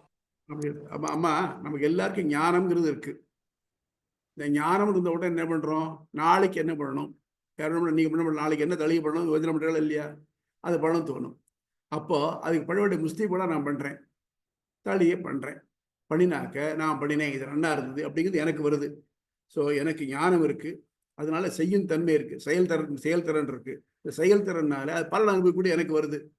இப்போ நான் ஒரு செயல் செஞ்சதுனால, என்னுடைய ஞானத்தினால ஒரு செயல் செஞ்சதுனால எனக்கு பலன் கிடைக்கிறது, தளிகை நல்லா இருந்தது அப்படின்னு சொல்ற மாதிரி. அப்படி இல்லாம எனக்கு ஞானம் இருக்கு, நான் செயல் பண்றேன், ஆனா அது பலன் எனக்கு வேண்டாம் அப்படின்னாக்க அது எப்படி இருக்கும்? அவனுக்கு போய் சேர்றது. அதனால இப்ப நம்ம எல்லா செயலும் அவனுக்காகவே பண்ணினோம்னாக்க, அப்பா நான் உனக்காக நீ இந்த காரியம் பண்றேன்னு பண்ண, நான் கோவிலுக்கு போறேன், கோயிலை பெருக்கிறேன், பெருக்கி மெழுகி கோலம் போட்டு வைக்கிறேன். இதுல எனக்கு இதனால எனக்கு மோட்சம் கிடைக்கும் எதிர்பார்க்கல. நான் 4 பேருக்கு சாப்பாடு போடுறேன், இதனால எனக்கு பலன் கிடைக்கும். நல்லா திருப்பி சொல்றேன், பலன் எதிர்பார்க்காம பசிச்சவருக்கு சாப்பாடு போடுறேன். இந்த மாதிரி கர்மத்துல பலாபிசந்தி இல்லாம, அதாவது பலத்தை எதிர்பார்க்காம பண்ணக்கூடிய கர்மம் இருக்கு, அதெல்லாம் அவனுக்கு பணிவிடைகளாக போறது. அது தருக்கும். அதை விட்டுட்டு கர்மா பண்றேங்கச்சு நான் பண்றேன். இப்ப என்ன அர்த்தம்? நான் சொன்னேன்னு பாருங்க, ஜோதிஷ்டோமின்னு சொர்க்க காமோ எஜேத, எனக்கு சொர்க்கம் வேணும், ஆகவே நான் ஜோதிஷ்டோமம் பண்றேன் அப்படின்னாக்க பலனை எதிர்பார்க்கணும் நம்ம. அதனால அந்த மாதிரி இருக்குச்சே அது பிரயோஜனப்படாது. இல்ல நான் அப்படி ஒன்றும் எதிர்பார்க்கல, இந்த பிரிவில் கஷ்டப்படுறேன்னா அடுத்த பிரிவு நல்லா இருக்கணும்னு அப்போ நம்ம தான் எதிர்பார்க்கிறோம். அதுக்காக சத்திரம் கட்டேன், சாப்பிடி கட்டுறேன், அது பண்றேன், இது பண்றேன், இதெல்லாம் பண்றது. இந்த மாதிரி பண்றதும் ஒரு பலனை எதிர்பார்க்கிறதா தான் வருது. அதனால பலனை எதிர்பார்க்காம பண்ணக்கூடிய எந்த ஒரு கர்மாவும் அவனுக்கு ஆண்டவனுக்கு தொண்டா போகுது. அந்த தொண்டை மட்டும் செய்யணும். ஏன் முதல்ல ஆரம்பிச்சு இப்படித்தான் ஆரம்பிப்போம். உங்க குழந்தை என்ன சொல்றான், உமாச்சி சேவிச்சுக்கோ, பரீட்சை நல்லா எழுதுவேன், மார்க் வரும், நம்ம நோக்கத்தை பாருங்க, முதல்ல அப்படித்தான் சொல்றோம் நம்ம. ஆனா அது அப்புறம் மெச்சூர் ஆக ஆக ஆகத்தான் தெரிஞ்சுக்கிறது, இதனால ஜாஸ்தி பிரயோஜனம் இல்லை. அப்புறம் அதுக்கு குழந்தை தெரியுது. நம்ம இன்ட்யூட்டிவா பார்த்தீங்கன்னாக்க குழந்தை இதே மனுஷன் மூள வளர்ச்சியே சின்ன குழந்தையா இருக்குச்சே, ஒன்றும் இல்லாமல் இருக்கு, நீஞ்ச ஆரம்பிக்கிறச்சே ஏதாவது பார்த்து பொருள் இருந்தால் அதை எடுக்கணும்னு போடுறது, இது எப்பவுமே உள்ளது. அதை நான் அச்சீவ் பண்ணணும், ஐ ஷுட் அச்சீவ். அதே மாதிரி குழந்தை தன்னை கவனிக்கல அழறது, யார் எதை கவனிக்கணும் அப்படின்னு தாங்குற எண்ணம் தன்னை முன்னிலை. சின்ன குழந்தை பார்த்து படிக்கிறது. சரி, இந்த குழந்தைக்கு 4 ஸ்லோகம் சொல்லி கொடுத்துருக்கோம், யாராவது சொல்லுனாக்க மாட்டேங்குது, அதுக்கு மனசு இல்லை அப்படிங்கிறோம் நம்ம. இதெல்லாம் இண்டிவிஜுவல், வேற ஒன்றும் வேண்டாம். எறும்பு வரிசையா போயிட்டு இருக்கோம், 2 அப்படி தள்ளி விடுங்க, திருப்பி அந்த இடத்துக்கே வருவது. அகம்ங்கிறது அதுக்கு உண்டு. இந்த அகம் நான் எனக்குரியவன் அல்லன், நான் அவனுக்குரியவன் அப்படிங்கிற எண்ணம் வந்துதானா தான் நமக்கு இந்த மோட்சம் போக தகுதி வரும். இந்த நோக்கம் எல்லாமே இந்த அகம் ஒழித்து விட்டேனோ அக்ரூரரை போலேன்னு சொல்ற மாதிரி நமக்கு இந்த அகங்கிறது போறதுக்காக இந்த எல்லா எக்ஸசைஸும் பண்ண மாட்டிருக்கு. நான் பண்றேன், எனக்கு ஞானம் இருக்கு, ஆனால் இந்த ஞானத்தினால நான் அவனை வசியப்படுத்திட முடியும், அவனை நான் சொல்றதை கேட்க முடியாது பண்ண முடியாது. அதனால அவன் விரும்ப முடியாது, நான் இருக்கணும்னு முயற்சி பண்றேன்னா அதுதான் நம்ம பண்ற பக்தி எல்லாம். புரிஞ்சுதா? அப்போ எனக்கு மோட்சம் வேணும்னு கேக்குறதும் ஒரு இது இல்லையா? அதுவும் தப்பு. அதுதான் திருப்பாவல் சொல்ல இல்லையா, எற்றைக்கும் ஏழேழு பிறவிக்கும் உந்தனோடு உற்றோமேயாவும் உனக்கே நாம் ஆட்செய்வோம். நீ 7 பிறவி கொடு வேண்டாங்கல்ல, ஆனா நான் உங்க கூட இருக்கேன். நான் கேட்கறது ஒன்னே ஒண்ணுதான், உன்னுடைய கருணை என் கூட இருக்கணும். நான் நரகத்துலனா பரவாயில்ல, நீ இரு. நம்மாழ்வார் சொல்றார், நான் கூப்பிட்டு வரமாட்டேங்கிறேன், நீ ஒண்ணு பண்ணு, என் முந்தாள் வந்து நீ பாவி, உனக்கு தரமாட்டேன் அப்படின்னு போ, அது சொல்லு அப்படிங்க. நல்லா இருக்கு. ஆமா, அதான் நீ கண்முல்லாம் வந்து நீ அதாவது அவருடைய இது இன்னும் ஒருபடி மேல. நான் பாட்டுக்கு பேசாம உன் ஞாபகம்லாம் இல்லாம தான் இருந்தேன், நீயாவே என்ன பண்ணினேன், என் கண்ணுக்குள்ள வந்து தோன்றினேன், உன்னை பார்த்தோன்னு உன்னுடைய அழகு என்ன அப்படியே மயக்கம் செஞ்சுட்டு, நீ இல்லாம நான் வாழ முடியாது நம்ம வந்துடுத்து, கண்ணை திறந்து பார்த்தா உன்னை காணேன், உன்னை தேடினா கிடைக்க மாட்டேங்கிற. இப்ப என்னாச்சு, என் மனசு தேவையில்லாம கஷ்டப்பட்டுட்டே இருக்கு, ஒண்ணு பண்ணு, ஒன்னும் நீ வா, இல்லையா நான் முன்னாள் இருந்தேன் பாருங்க, அந்த மனசை கொடுத்துரு, எனக்கு இந்த மாதிரி கஷ்டப்பட வைக்காத அப்படிங்கிற. அந்த மாதிரி நம்ம எத்தனத்தினால அவன் அடைய முடியாது, அவனா பார்த்து நம்ம தேடிக்கணும். அதுக்காக ஆழ்வார்கள்லாம் மயர் வர மதியெல்லாம் அருளை பெற்றவர்களும் இவாள்லாம் தன் முயற்சியினால இந்த இந்த இந்த அந்த பாடல்களுடைய திறமையை பெற்றவா இல்லை, அது தானா வந்தது. அவளை பற்றி நினைக்கிறச்சே திடீர்னு it's sprang up from the mind, அப்படி வந்தது. அதனாலதான் அவள் சொல்றதுலாம் அந்த வழியில் நம்ம நடக்கணும்னு பார்க்கணும். அருளை பெற்றவர்கள் அந்த அந்த டேர்மே ரொம்ப நல்லா இருக்கு. அதான் மயர் வர அருளை பெற்றவர்கள். நம்முடைய சம்பிரதாயத்துல பாத்தீங்கன்னாக்க இங்க சொல்லக்கூடிய எக்ஸாம்பிள்ஸ் எல்லாம் ரொம்ப சிம்பிள் அண்ட் ப்ராக்டிக்கல் எக்ஸாம்பிள்ஸ் தான் இருக்கும். எஸ்பெஷலி ஸ்ரீ வைஷ்ணவ விஷயத்துல நம்ம பூர்வாச்சாரம் எழுதியிருக்கிறது எல்லாமே ரொம்ப சிம்பிளா அழகா இருக்கும். உதாரணமா ஒரு வேடிக்கையான ஒண்ணு, ஊனத்தியாயம் ஒண்ணு உண்டு. அப்படின்னாக்க ஒருத்தராத்துல சிராத்தம், அவர் இன்னொருத்தர சுவாமியை சொல்றதுக்கு அப்புறம் அடுத்த வாரம் சுவாதம்னா இந்த வாரம் போய் அவாத்துல போய் சொல்லிட்டார், அந்த சுவாமி இல்லை, அவாத்து மாமிட்டு சொல்லிட்டு வந்துட்டார். இத்தனை நாள் சிராத்தம், அன்னைக்கு அவர் சுவாமியை வர சொல்லிட்டு போகணும். இந்த மாமி உடனே சொல்ல மறந்து போயிட்டார். மறுநாள் சாத்தம்னா முதல் நாள் சொல்றார் அவர்கிட்ட போய், அந்த மாதிரி அவர் வர சொன்னார் உங்களை வச்சு. அவர் ஆத்தியா ரொம்ப கோச்சிட்டார், ஏன் இந்த முதலே சொல்லலை, ஏன் வேற எங்கேயா ஒத்துட்டு? இல்லை இல்லை இல்லை அதெல்லாம் இல்லை, அவாத்துல நன்னா தளிய பண்ணுவ, பதார்த்தங்கள்லாம் ரொம்ப நன்னா இருக்கும். அவ அந்நிய சொல்லியிருந்தானாக்கா அன்னைக்கு அதை சாப்பிடுவேன், இதை சாப்பிடுவேன், அதை சாப்பிடுவேன் நினைச்சிட்டு இருப்பேனே, இது ஊனத்தியாயின்னு பேரு, அதை சாப்பிடுவேன் நல்லா இருக்குமே, அது நல்லா இருக்குமே நினைச்சிட்டு இருப்பேன், அதெல்லாம் வீணா போச்சு அப்படின்னா. அந்த மாதிரி நம்ம அதே மாதிரி இப்ப நம்ம கடைசியில பார்க்க போறது அர்ச்சிராதி கதின்னு ஒண்ணு. யார் மோட்சம் போறாளோ அவ அந்த கதியில போவான். இந்த அர்ச்சிராதி கதியை நம்ம தினமும் சிந்திக்கணும் அப்படின்னு எம்பெருமான சொல்லியிருக்கார். கதி சிந்தனம் எல்லாருக்கும் வேணும். இந்த வழியில போறோம், இந்த வழியில போறோம். நம்ம ஏதோ ஒரு பெரிய இடத்துக்கு போனோம் வச்சுக்கோங்க, டெல்லிக்கு பிரசிடென்ட் ஆஃப் இந்தியா என்னை கூப்பிட்டு எனக்கு ஏதோ இது கொடுக்குறாருனாக்க, நான் இப்ப இதுல ஏறுவேன், அது இந்த ட்ரெயின்ல போகும், அங்க போய் தங்குவேன். இந்த எண்ணங்கள் இருக்கு பாருங்க, இந்த எண்ணங்களை நம்ம வந்து எல்லாம் என்கரேஜ் பண்ணி கூட்டின்னு போகும். அந்த மாதிரி hope in Joy is better then hope in Joy சொல்லணும். அந்த மாதிரி நம்ம போயிட்டு இருக்கு. தெரியுதா? அதுவே ஒரு சந்தோஷம் தான், உண்மைதான், அது மறுக்கவே முடியாது. அந்த அனுபவிக்கிறோம் இல்லையா, அந்த ஃபீலிங் அந்த இடத்துக்கு நம்மள அழைச்சின்னு போயிடும், ஃப்ளைட்டே இல்லாம. ஆமா ஆமா, அதுதான். அதாவது அதை நினைக்கிறதே வந்து பெரிய சந்தோஷம் தான் நமக்கு. அப்புறம் அனுபவிச்சா சப்புன்னு போயிருக்கலாம், அது அனதர் மேட்டர். ஆனா அனுபவிக்கிற மட்டும் அதை அனுபவிக்கணும் இருக்க எண்ணம் இருக்கு பாருங்க, அதுதான் பெருசு நமக்கு. Anything else? வணக்கம் சார். அடியன் தாசன் சுவாமி, ஒரே ஒரு கொஸ்டின் சுவாமி. இப்போ வந்து சங்கரரை பத்தி பார்த்துட்டு இருக்கு, அவருடைய கான்டெக்ட்ல பார்த்துட்டு இருக்கு. இப்ப வந்து நம்ம நித்திய கர்மா நிமித்த கர்மா அதை பார்த்துன்னு இருக்கும்போது, நித்திய கர்மா it's a mandatory a person should do அப்படின்னு வந்து பார்த்தோம். நம்ம இதுல வந்து ஒரு சாரார் வந்து என்ன சொல்றான்னு பாத்தீங்கன்னா, இந்த கர்ம சந்நியாசம் வாங்கிட்டேன், அதனால எனக்கு எந்த கர்மாவும் வந்து இல்லை, I don't want to do any கர்மா அப்படின்னு சொல்றா. ஈவன் லோகாயத் அதை பத்தின ஒரு டீடைல்ஸ் சொன்னா நல்லா இருக்கும் சார். நீங்க ஒரே ஒரு காரணம், நீங்க என்ன பண்ணணும்னாக்க கிட்டத்தட்ட நமது 3வது சாப்டர் 2 வர மட்டும் வெயிட் பண்ணிட்டு இருக்கணும். ஒருத்தர் வந்து பிரம்மத்திலையும் ஈடுபட்டிருக்கார், அவருக்கு வேற எதுவும் தேவையில்லை. அப்படி இருக்கக்கூடியவர் தன்னுடைய கர்மாக்களை விட்டுடலாமா? கூடாது.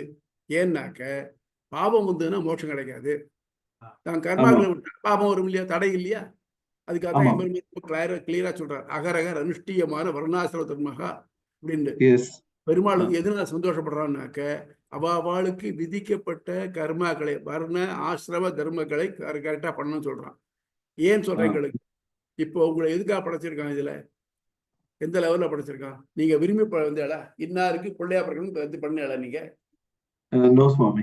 சரி, அப்படி இருக்கு. இல்ல இல்ல, நான் வந்து என்னுடைய முக அமைப்பு இருக்கணும், உடம்பு சேர்த்து இருக்கணும் பண்ணல.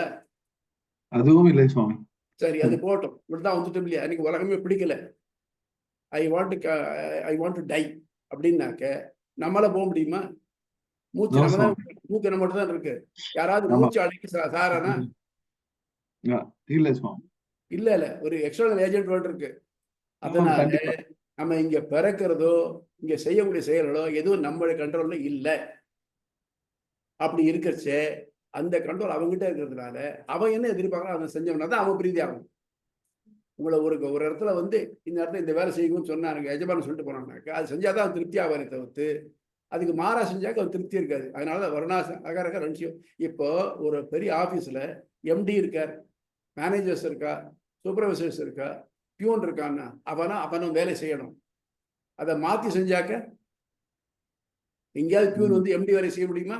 இல்லை எம்டி பியூன் வேலை செய்ய முடியுமா? அது தவறு தானே.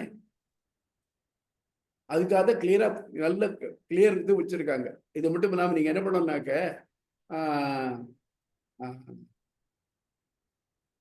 யுட்டோபியா, தாமஸ் மூர் அப்படிங்கிற யுட்டோபியான்னு ஒரு புக் இருக்கு, அதை படிச்சு பாருங்க. ஒரு கற்பனையாக எழுதியிருக்காரு அவர். அங்க வெஸ்டர்னர்ஸ்லயும் இந்த மாதிரியான எண்ணங்கள் இருந்திருக்கு. தாமஸ் மூர் எழுதின யுட்டோபியா படிச்சு பார்த்தீங்கன்னா தெரியும். அவர் 3 வகையா பிரிக்கிறார். ஒரு வகை வேலைக்காரர்கள், ஒரு வகை காப்பாற்றுறவர்கள், ஒரு வகை அறிவாளிகள். 3 சேர்ந்து இருந்தா தான் நடக்கும். நமக்கு மூளை இருக்கணும், நல்லா ஜாக்கிரதையா பாதுகாத்து. அதே மாதிரி ஹார்டா கீழே கல்லு செத்தை தான் அதை தாண்டிட்டு போக முடியாது. உள்ளங்காலும் இருக்கணும். அதுக்காக உள்ளங்கால் மூளை ஆகாது, மூளை வந்து உள்ளங்கால் ஆகாது. ஒரு வேடிக்கையா சொல்றது உண்டு, ஒரு பொலிட்டீஷியனுக்கு ஹார்ட் ப்ராப்ளம் வந்துடுது. அவருக்கு வந்து ஹார்ட் ஆப்ரேஷன் பண்ணணும், ஒரு ரத்த குழாய் எடுத்து தைக்கணும். அதுக்கு என்ன பண்ணான்னாக்கா அவர் தொடையிலேருந்து எடுத்து தைக்கிறேன்னு சொன்னாங்க. அவன் தொண்டர் சொன்னான், சுவாமி தொடையிலேருந்து தைக்க அது வீக்காக இருக்கும், உள்ளங்கால் தைங்க அதான் ஸ்ட்ராங்காக இருக்குங்க, வைக்க முடியாது. ஏன் சொன்ன அவன் சொன்ன கேட்க மாட்டான், அதுதான் பண்ணணுங்க. அந்த மாதிரி இருக்கு. அதனால உடம்புல இத்தனை பகுதி இருக்க ஒன்னொன்னு அதனுடைய வேலை செய்யறது. எப்ப வந்து அதனுடைய செயலை மாற்றி செய்யறதோ அவதான் கேன்சர். ஒவ்வொரு செல்லும் they should grow accordingly. If not, that is called cancer. அதனால வர்ணாசிரம தர்மத்தை நமக்கு விதிக்கப்பட்டிருக்கு. விதிச்ச மாதிரி செஞ்சாதான் அது இந்த சமூகமாக நல்லா இருக்கும். எப்போ அது மாறுறதோ அது வந்து நமக்கு இடைஞ்சல் தான். பார்க்கறதுக்கு வெளியா தெரியலன்னு தவிர்த்து ஆனா அது உண்மையில நல்லது அல்ல. உண்டா இல்லையா? புரியுது சுவாமி. தேங்க்யூ சோ மச் சுவாமி. Anything else? ஐயா எனக்கு இன்னொரு குழப்பம் இருக்கு ஐயா. அது வந்து நீங்க சங்கரர் பத்தி சொன்னீங்க இல்லையா, அப்போ இந்த நித்திய நைமித்திய கர்மங்களை பத்தி சொன்னீங்க இல்லையா. நித்திய நைமித்திய கர்மங்கள் வந்து பிரம்மச்சரியா, கிராகஸ்தியா, வானப்பிரஸ்தா, சந்நியாசா அந்த 4 ஆசிரமங்களுக்கும் நித்திய நைமித்திய கர்மங்கள் இருக்கா? அப்படின்னா எல்லாத்துக்கும் இருக்கு. ஓகே ஐயா. அப்படின்னா இப்போ சங்கரர் வந்து இந்த கர்ம காண்டத்தை வந்து வேண்டான்னு சொல்றாங்க இல்லையா. அப்ப சங்கரர் டைரக்டா ஞான காண்டத்துக்கு போகும்போது கூட அவர் ஒரு பிரம்மச்சாரியா இல்லைன்னா சன்னியாசியா தானே இருந்திருக்கணும். அப்படி இருக்கும்போது அவங்களுக்கு நித்திய நைமித்திய கர்மங்கள் இருக்கும் இல்லையா. அப்ப அவங்க வந்து இந்த கர்ம இதுல வந்து இன்வால்வ் ஆகுறாங்க இல்லையா. அது அதாவது அதான் ஒரு சின்ன நீங்க சொல்றது கேட்கறது புரியுது. சங்கரரை ஃபாலோ பண்றவாளும் நித்திய கர்மா பண்றாளா இல்லையா? பண்றா. ஆனால் இந்த கர்மாக்கள் வர இது எனக்குன்னு பண்றது இல்லை. நன்னா கவனிக்கணும். யாகம் ஒன்றும் பண்றது இல்லை, எனக்கு ஒன்றுன்னு விட்டு. நித்திய கர்மா எல்லாருக்கும் பொது. எந்த கர்மா நித்திய கர்மாவோ எது பண்ணலைன்னா தப்போ அதை பண்ணித்தான் ஆகணும், யாரா இருந்தாலும். அதுல ஒன்றும் சந்தேகம் இல்லை. அவர் கர்மகாண்டம் மீன் பண்றது என்னன்னாக்க இந்த யாகம் பண்ணலாம், அது பண்ணலாம், இது பண்ணலாம், இது பண்ணலாம், அதை வேண்டாங்கிறார். நித்திய கர்மம். ஏன்னா அவங்க ஸ்கூல்ல படிக்கச்சு எப்போ குருகுலத்துக்கு வரைச்சே சொல்றாரு, குருகுலத்தை முடிச்சு வரைச்சே அவன் கர்மகாண்டத்தை பண்ணி எக்ஸ்பீரியன்ஸ் பண்ண வேண்டாம், நேரம் ஞான காண்டத்துக்கு படுறாங்கிறார். இப்போ குருகுலத்துக்கு வரைச்சேயே அவன் நித்திய கர்மா பூரா பண்ணியிருப்பான், அதை கண்டினியூ பண்ணுவான். இனிமே எக்ஸ்ட்ராவா வேணும்னாக்க எனக்கு பணம் வேணும், எனக்கு மழை வேணும் அப்படிங்கிறதுக்காக மற்ற கர்மாக்களை பண்றதுக்கு போக மாட்டான். அதைத்தான் வேண்டாங்கிறார் அவர். ஆனா இந்த சந்தியாவந்தனாதிகளுக்கெல்லாம் மட்டும்னாக்க கர்மகாண்டத்துல ஒரு தகுதிப்படுத்தக்கூடிய ஒரு பகுதி தான். ஃபார் எக்ஸாம்பிள், நம்ம மாத்திர ஏதோ ஒரு காரியம் பண்றோம்னு வச்சுக்கோம். கல்யாணம் என்ன பண்றோம்? முதல்ல சத்திரம் பார்க்க வேண்டியிருக்கு, அப்புறம் சமையற்காரர் பார்க்க வேண்டியிருக்கு, அதுக்கு வேண்டிய மற்ற வாத்தியக்காரர் பார்க்க வேண்டியிருக்கு. இப்படி ஒண்ணுன்னு பார்க்கணும். நோக்கம் வந்து கல்யாணம் தான். ஆனா இதெல்லாம் அதுக்கு அங்கமா இருக்கா இல்லையா? ஒரு ஊர்ல இருந்து இன்னொரு ஊருக்கு போனோம், ஒரு குதிரை தயார் பண்ணியாச்சு. குதிரையில் ஏறி போட முடியுமா? அதுக்கு ஜானமெல்லாம் போடணும் இல்லையா? அப்பதானே போக முடியும். அந்த மாதிரி இந்த அங்கங்கள்லாம் இருக்கு பாருங்க, இந்த அங்கங்கள்லாம் யாரும் பண்ணித்தான் ஆகணும், வேற வழியே கிடையாது. குதிரை மேல தியானத்தை போட்டுக்கலாம், அது வந்து ஏறி போகலாம், போகாமல் இருக்கலாம். ஆனால் தியானம் இல்லைன்னாக்க குதிரையை உபயோகப்படுத்த முடியாது. அது மாதிரி இதெல்லாம் அங்கங்கள். நம்ம வாழ்க்கையில எழுந்திருக்க காலம் வரை பல் தேய்க்க வேண்டியிருக்கேன், குளிக்க வேண்டியிருக்கேன், இதெல்லாம் அங்கங்கள். யாரும் சொல்ல வேண்டாம் நீ பல் தேய் குளின்னு சொல்ல வேண்டாம். ஆனால் என்னுடைய நோக்கம், முக்கியமான நோக்கம் வேற ஏதாவது இருக்கும். அதுக்காக அந்த நோக்கத்துக்காக எனக்கு இது வேணும், இது அச்சீவ் பண்ணணும், லௌகீகமான பொருளை அச்சீவ் பண்ணணும் அப்படின்றதுக்காக நீ எந்த முயற்சியும் பண்ணாதே. அதுக்காக கர்மகாண்டத்தை நீ படிக்க வேண்டாம் அப்படிங்கிற சங்கர். புரிஞ்சுது ஐயா. அப்புறம் முன்னுரையில இருந்து நான் ஒரே ஒரு கேள்வி கேக்குறேன். கேளுங்க. இப்போ நீங்க வேதாந்த இந்த ஸ்ரீ பாஷ்யத்தை கற்கிறதுக்கே வந்து ஒரு முன் தகுதி வேணும் அப்படின்ற மாதிரி அந்த வேதம் படிச்சிருக்கணும், தர்க்க சங்கிரகம், மீமாம் பரிஷம், பகவத்கீதை எல்லாமே படிக்கணும், விஷ்ணு புராணம் வரைக்கும். ஆனா இப்போ எங்களை மாதிரி ஆளுகளுக்கு எல்லாம் அதை பத்தி அறிமுகம். ஆனா நீங்க அத முன் தகுதி இருக்கணும், அதை பத்தி கொஞ்சம் சொல்லுங்க. இப்போ எங்களுக்கு தெரியாது. நானும் உங்களை சேர்ந்தவன் தான், அடியனுக்கு தகுதி எதுவும் கிடையாது. நானும் வேதம் படிச்சவன் இல்லை, நானும் பிரபந்தத்தை முழுக்க படித்தவன் இல்லை. ஆனாலும் இந்த ஸ்ரீபாஷ்யத்தை இதுக்கு மூந்தகுதி என்றால் தான் சொல்லிக் கொடுப்பா முன்னால. ஆனால் என்னமோ இங்கே ரங்கநாதனுடைய கிருபையினால எங்கள் ஆச்சாரியன் எங்களுக்கு சொல்லித்தர இசைந்தார், அவ்வளோதான். அது வந்து காக்க உட்கார பனம்பழம் விழுந்த மாதிரி. அது அடியன் கேட்க நேர்ந்தது இல்லையா? இதில் இந்த லாஜிக்கெல்லாம் அவர் ஒன்றும் விளக்கமாக சொல்லி கொடுத்தார். அவர் வந்து ஆரம்ப பள்ளி ஆசிரியர், அதனால சின்ன குழந்தைகள் சிறுத்தில் வந்து சொல்லி கொடுத்தாரு எங்களுக்கு. அவர் இன்னும் மழையா பொழிஞ்சார், ஆனால் எங்கள் மனசில் நின்றது இவ்வளோதான் நின்றுது. மலை மேலே மழை பெஞ்சா எவ்வளோ இருக்கும், அந்த மாதிரி நின்றுது எங்களுக்கு. அப்போ தோணித்து இந்த மாதிரி இருக்கே, இந்த மாதிரியான வாய்ப்பு எத்தனை பேர் கிடைக்கும்? இப்போ நீங்கள் போய் யார்ட்டையாவது ஸ்ரீபாஷ்யம் கற்றுக் கொடுத்தா கற்றுக் கொடுக்க மாட்டார். அப்போ இவர் சொன்னார், இந்த மாதிரி வாய்ப்பு எல்லாரும் கிடைக்காதே, அது கிடைக்கட்டுமே அப்படிங்கிறதுக்காக தான் நான் ஒரு சிறு முயற்சியை அதை பண்ணினேன். ஆனால் இது அதனால தான் சொல்கிறேன், இது முழு முயற்சி அல்ல, இது வந்து ஒரு எல்கேஜி தான். நீங்கள் இதை படிச்சுட்டு யாராவது மூல நூலை போய் நல்லா படித்து தேர்ந்தெடுனாக்க அதுதான் நீங்கள் எனக்கு பண்ணக்கூடிய பெரிய கைமாறு. ஸ்ரீபாஷ்யத்துல நிறைய மீமாம்சா டிஸ்கஷன் வருது, நிறைய வியாக்கரண டிஸ்கஷன் வருது. அதெல்லாத்தையும் நான் இதில் ரொம்ப சுருக்கிருக்கேன், அவாய்ட் பண்ணுறேன். எங்கே வேணுமோ அதை மட்டும்தான் எடுத்துருக்கேன், மற்ற எல்லாத்தையும் எடுத்துக்கல. இப்போ இது எப்படின்னாக்க, நம்ம அதில் டிவி இருக்கு, நம்ம ரிமோட்டை போட்டு அது ஆன் பண்ணி ஆஃப் பண்ணி விடுறோம், எழுந்து போச்சு. ஆனால் அதுக்குள்ளே என்ன இருக்குன்னு தெரியுமா? தெரியாது. ஆனால் உண்மையாகவே டிவி என்ன பண்ணோம்னாக்க அது எப்படி வேலை செய்யுது தெரிஞ்சுக்கணும். அந்த மாதிரி பண்ணால் தான் அதான் கரெக்டாக. அதான் இது, அதாவது கிளாசிக்கல் ஆர் மெத்தடிக்கல் வே. நம்ம அது பண்ணலை, வி ஜஸ்ட் டூ இட். ஒரு சுவிட்ச் ஆன் பண்ணி பண்ணிட்டு இருக்கோம் நம்ம, அந்த மாதிரி தான் இது.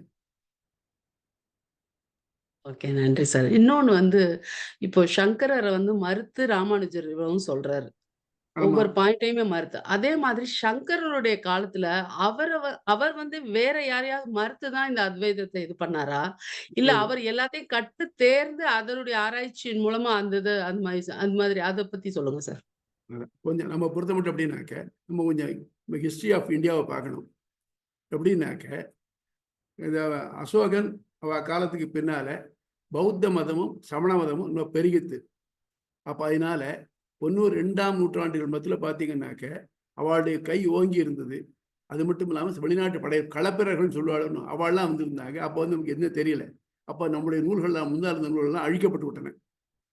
இப்ப என்ன ஆச்சு?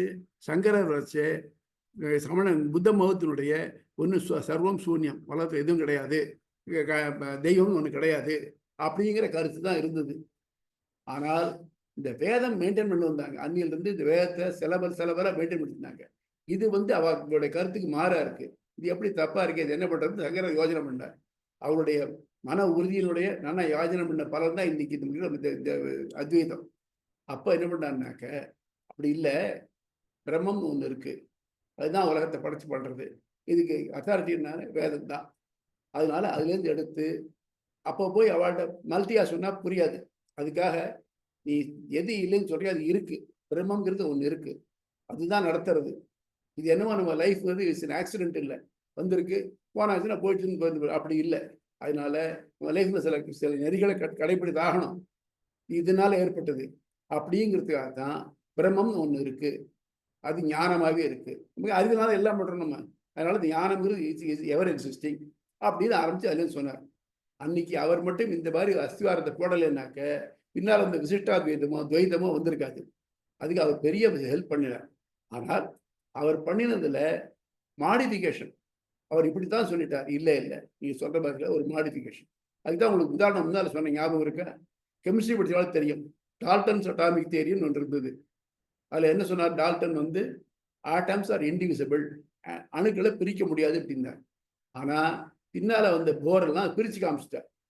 ஆக மொத்தம் முன்னால சங்கரர் பண்ண ஒரு தியரிக்கு இவர் மாடிஃபிகேஷன் கொடுக்கிறார். எப்படின்னாக்க இது சரியில்லை அதனால தெரியாது அப்படிங்கிற. இன்ஃபேக்ட் சொல்ல போனாக்க ராமானுஜ பாஷ்யமும் சங்கர பாஷ்யமும் நிறைய விஷயத்துல ஒட்டியே போகுது. எக்ஸப்டிங் அவர் இதை தவிர்த்து வேற எதுவும் இல்லைங்கிறது அதை முத்திர மறுத்துட்டு அது மாதிரி இருக்க முடியாது, லாஜிக்கலா பாருங்க முடியாது அப்படிங்கிற சொல்றாரு. அதுதான் அது டீட்டெயிலா பார்க்க போறோம் ஒன்னொன்னும். இன்ஃபேக்ட் இந்த முதல் சாப்டருக்கு முதல் சூத்திரம் இருக்கு பாருங்க, அது இதைத்தான் டீல் பண்றது மெயினா. புரியுதா? இப்ப நம்ம என்ன பார்த்தோம், அதாதோ பிரம்ம ஜிக்ஞாசா. இப்ப நம்ம இந்த சூத்திரத்தை மட்டும் படிச்சு அவனுடைய மேலிருந்து வர அர்த்தத்தை மட்டும் வாங்கிட்டு இருக்கோம். இப்ப பின்னால அத பிறகு அதனால், அதனா பிறகு அதனால், அதுக்கு மட்டும் தனியா லகு பூர்வபக்ஷம் அப்படின்னு சங்கரர் அதுக்கு என்ன அர்த்தம் சொல்லியிருக்கார், அதுக்கு லகு பூர்வபக்ஷம் பேரு. அதுக்கு ராமானுஜர் மறுப்பு தரார் அப்படிங்கிறது லகு சித்தாந்தம்னு பேரு. அதுக்கப்புறம் இந்த பிரம்ம அப்படிங்கிற ஒரு வார்த்தைக்கு மட்டும் சங்கரர் ராமானுஜரும் they are fighting tooth and nail சொல்ல போனோம்னாக்க. அவர் வந்து கிட்டத்தட்ட அதுல ஒரிஜினல்ல பாத்தீங்கன்னாக்க கிட்டத்தட்ட ஒரு 25 பேராகிராஃப் எழுதியிருக்கார் பிரம்மங்கிறத பத்தி சங்கரர். இந்த 25 பேராகிராஃபுக்கும் இவர் 25 பேராகிராஃப் தனியா கொடுத்து அதை கான்டாக்ட் பண்றார். எப்படின்னாக்க இது வந்து வேதத்துப்படி சரியில்லை, இது எப்படித்தான் இருக்கணும் அப்படின்னு சொல்றார்.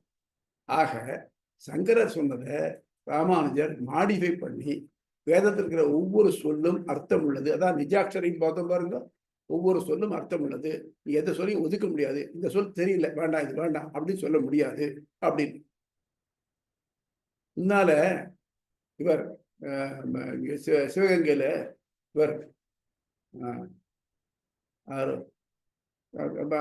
பாஸ்கர் சேதுபதி நினைக்கிறேன், இஃப் ஐ ரிமெம்பர் கரெக்ட், நல்ல தமிழறிஞர்.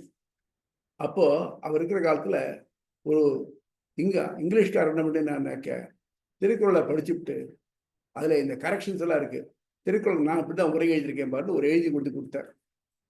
அதை அவர் பார்த்துட்டு நல்லா இருக்கு, ஒண்ணு பண்ணுங்க, நீ எவ்வளவு எழுதியிருக்கேன்னு. நான் இந்த மாதிரி இதுல ஒரு 1000 காப்பி போட்டிருக்கேன். அப்படியா, எல்லாத்தையும் நான் வாங்கிட்டேன் பூராத்தையும் வாங்கிட்டேன். இது எழுதின ஒரு வருஷம் அதிகம் வாங்கிட்டு எல்லாத்தையும் நெருப்பு வச்சுட்டேன். திருக்குறள் எழுதி நீர் யாரையும் இது போன்ற மாத்துறதுக்கு, திருக்குறள் எழுதி அர்த்தம் சொல்லமே தவிர்த்து இல்லை திருக்குறள் தப்பா இருக்குன்னு சொல்றது நீங்க யாரு? அதுக்கு அர்த்தம் சொல்ல முடியலனாக்கா இது சோர்ஸ் ஒரு இனபிலிட்டி. அது மாதிரி வேதத்துல இருக்கிறத இது சரியில்லை இது சரியில்லை சொல்லப்படாது. வேதத்துக்கு எல்லாம் உண்மை, முழுக்க உண்மை. அந்த முழுக்க உண்மையை வச்சுட்டு தான் நம்ம எல்லாத்தையும் அர்த்தம் சொல்லணுமே தவிர்த்து அது இல்லாம கூடாது. ஏதோ ஒரு இடத்துல வந்து we prove that x is equal to y அப்படின்னாக்க நம்ம தான் x is equal to y போட்டோமே, நம்ம x வேண்டாமே y போட்டு போலாமே அப்படின்னாக்க சரியில்லை. அதுக்கு நன்றி சார். அப்புறம் anything else? சார் இது சொல்லுங்க 4 சொல்லுங்க சொல்லுங்க சொல்லுங்க கிருஷ்ணன். ஓகே. சார், இது உபநிஷத்துல ஒரு 22 உபநிஷத்தை மட்டும் எடுத்து 4 சாப்டரா இந்த உத்தர மீமாம்சம் பண்ணியிருக்காங்க. அவுட் ஆஃப் 108 உபனிஷத். ஆமா. மற்ற உபனிஷத்தெல்லாம் ஏன் டிராப் பண்ணாங்க? அது வந்து டூப்ளிகேட்டா இருக்கிறதுனாலயா, இல்ல மறுக்கிறதுனாலயா, கான்ட்ரடிக்ஷன் வர்றதுனாலயா, எதனால மற்றதெல்லாம் டிராப் பண்ணாங்க? நீங்க சொல்றதுல நியாயம் இருக்கு, சில இதெல்லாம் இருக்கணும். ஏன்னாக்க மற்ற உபனிஷத்தெல்லாம் வேற யாரும் மென்ஷன் பண்ணலை, ஆனால் உபனிஷத்து இருக்கு. ஆனால் அது எதில் எத்தனை ஒரிஜினல் எத்தனை டூப்ளிகேட்டு தெரியாது. அது மட்டும் இல்லாமல் இந்த பிரம்மத்தை அடையிறத பொறுத்த மட்டும் மற்றதெல்லாம் இவ்வளவு விவரமாக சொல்லலை. இவாளுக்கு என்ன சொல்லியிருக்கோ அதெல்லாம் இந்த உபனிஷத்துல கிடைக்கிறது. எனக்கு வேண்டிய பொருள் எங்காவது பக்கத்தில் இருக்கிற கடையில கிடைக்கும்னாக்கா நான் அடுத்ததுக்கு ஏன் போகணும்? அது மட்டும் இல்லாமல் பின்னா இருக்க உபனிஷத்துல ஆத்தென்டிசிட்டியும் கொஞ்சம் டவுட்ஃபுல்லாக இருக்கு. ஏன்னா இந்த இருண்ட காலம் சொன்னேன் பாருங்க, அப்போ நிறைய அழிக்கப்பட்டிருக்கு. அந்த அழிக்கப்பட்டது அதுவும் சேர்ந்துருக்கலாம், ஆனால் அதுக்கு பின்னாலே யாராவது எழுதிருக்கலாம். அதனால அது எல்லாத்தையும் எடுத்துக்கல. நீங்க கம்பனுடைய இதில் பார்த்தீங்கன்னாக்க நிறைய செருகுகள் இருக்குன்னு சொல்றா இல்லையா, அந்த மாதிரி. அதனால அதை வந்து இவா எடுத்துக்கல. ஆனால் இவா இதோட போர் வச்சிருக்கான். அது மட்டும் இல்லாம கண்ணனே சொல்ற பாருங்க, இதுல வந்து நதி நிறைய தண்ணீரை ஓடுறது, ஆனா உங்களுக்கு தாகம் தீர்க்கறதுக்கு எவ்வளவு வேணுமோ அதை எடுத்துட்டா போறோம். அது நதி தண்ணி எப்படி குடிக்க முடியுமா? என்னதான் தாகம் இருந்தாலும் முடியாது இல்லையா? அந்த மாதிரி எவ்வளவோ போனாலும் இதுல உங்களுக்கு எவ்வளவு வேணுமோ அதை மட்டும் எடுத்துருங்க. இந்த 22மே எல்லாரும் சேர்ந்து, அதுல சங்கரர் தான் இந்த உபனிஷத்தை ரிவைவ் பண்ணி சொல்ல போனாக்க இதுக்காக அழகி எழுதியிருக்காரு. முதல்ல 10 உபனிஷத்துக்கு ஈச, கேன, கட, முண்டக, மாண்டூக்கிய, பிரச்சனை, சாந்தோக்கிய, ஐத்தரேய, தைத்திரிய, ஈசாவாசிய உபனிஷத்துக்கு எழுதியிருக்காரு. இந்த 10 உபனிஷத்துக்கு எழுதியிருக்காரு. அதுக்கப்புறம் இவாளெல்லாம் மற்றது எடுத்துட்டு இருக்கா அதுல இருந்து. ஆக டோட்டலா பாத்தீங்கன்னாக்க எல்லாரும் 3 ஆச்சாரியர்கள் டீல் பண்ணது 22 உபனிஷத்து தான். அதுதான் எடுத்து போட்டிருக்காங்க. அதாவது இந்த நம்ம பொறுத்த மட்டும் இந்த 22 உபனிஷத்து ஆத்தென்டிக் உபனிஷத்து பெரியவா எடுத்துட்டு இருக்கா அப்படிங்கிறது. Okay sir. எனக்கு ஒண்ணு கேட்டுக்கணும். இப்ப இந்த கர்மகாண்டம் வந்து சங்கரர் வந்து அது ஸ்கிப் பண்ணிடலாம் அப்படின்னு சொல்றார். இப்போ வந்து வியாசருடைய மகன் சுகபிரம்மர் அவரும் அது ஸ்கிப் பண்ணிடுறாரு இல்லையா? அவரு கர்மகாண்டம் தாண்டி தானே அவரு போயிருக்காரு. அது ஒரு எக்ஸாம்பிளா எடுத்து. அதாவது சுகர் வந்து ஒரு எக்ஸப்ஷனல் கேஸ். நம்ம எல்லாரையும் சுகர் மாதிரி நினைக்க கூடாது. ஏன்னா அவருக்கு பிறக்கச்சே பிரம்ம ஞானத்தோட பிறந்தவர் அவர். அதனால அவருக்கு இதனால எந்த உபயோகமும் கிடையாது. அதான் ஸ்ரீபாகவத்தில் ஆரம்பிச்சு ஒரு கதை வருது. சுகர் வந்து வியாசரை விட்டுட்டு பரப்பிட்டுட்டார், பிரம்மத்தை நோக்கி பரப்பிட்டுட்டார். அவர் வந்து 16 வயசு பிள்ளை, இடையில துணியெல்லாம் பரப்பிட்டுட்டார். அவரை தேடிட்டு வியாசர் வரார். வரச்சே அங்க சில அப்சரஸ் பெண்கள் குளிச்சுட்டு இருக்கா. வியாசரை கண்டவுடனே துணி எடுத்து போத்திட்டா. அவர் கேட்டார், என்ன அநியாயமா இருக்கு, என் பிள்ளை சின்ன யுவா, அவன் போறான், அவன் நிர்வாணமா போறான், அப்ப நீங்க உங்களுக்கு இது வெக்கம் தோணல, இப்ப நான் வரிசையா பார்த்து பண்றாளே அப்படின்னா. உங்க பிள்ளைக்கு ஆண் எது பண்ணதுங்கிற வித்தியாசம் தெரியாது. அவருக்கு மரமும் ஒண்ணுதான், நாங்களும் ஒண்ணுதான். அதனால அவர் மனசுல எந்த கடங்கும் இல்லை, அங்க பண்ணும். ஆனா உங்களுக்கு அப்படி இல்லை, அதனால அங்க போத்தினாலாம். அந்த மாதிரி சுகரை பொறுத்த மட்டும் சுகர் பிறக்கச்சேயே கருவிலே திருவுடையார போயிட்டார். அதனால அவருக்கு இந்த முயற்சி பண்ணி போகணுங்கிற தேவையில்லை, அவருக்கு ஏற்படலை.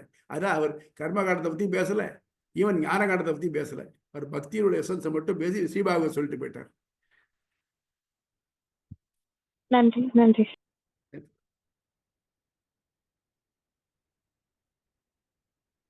சரியா? இதோட முடிச்சுக்கலாமா? நீங்க வந்து யாரோ ஒருத்தர் வந்து தனியன் நம்ம ஸ்டார்டிங்ல கடைசி தனியன் சொல்லணும்.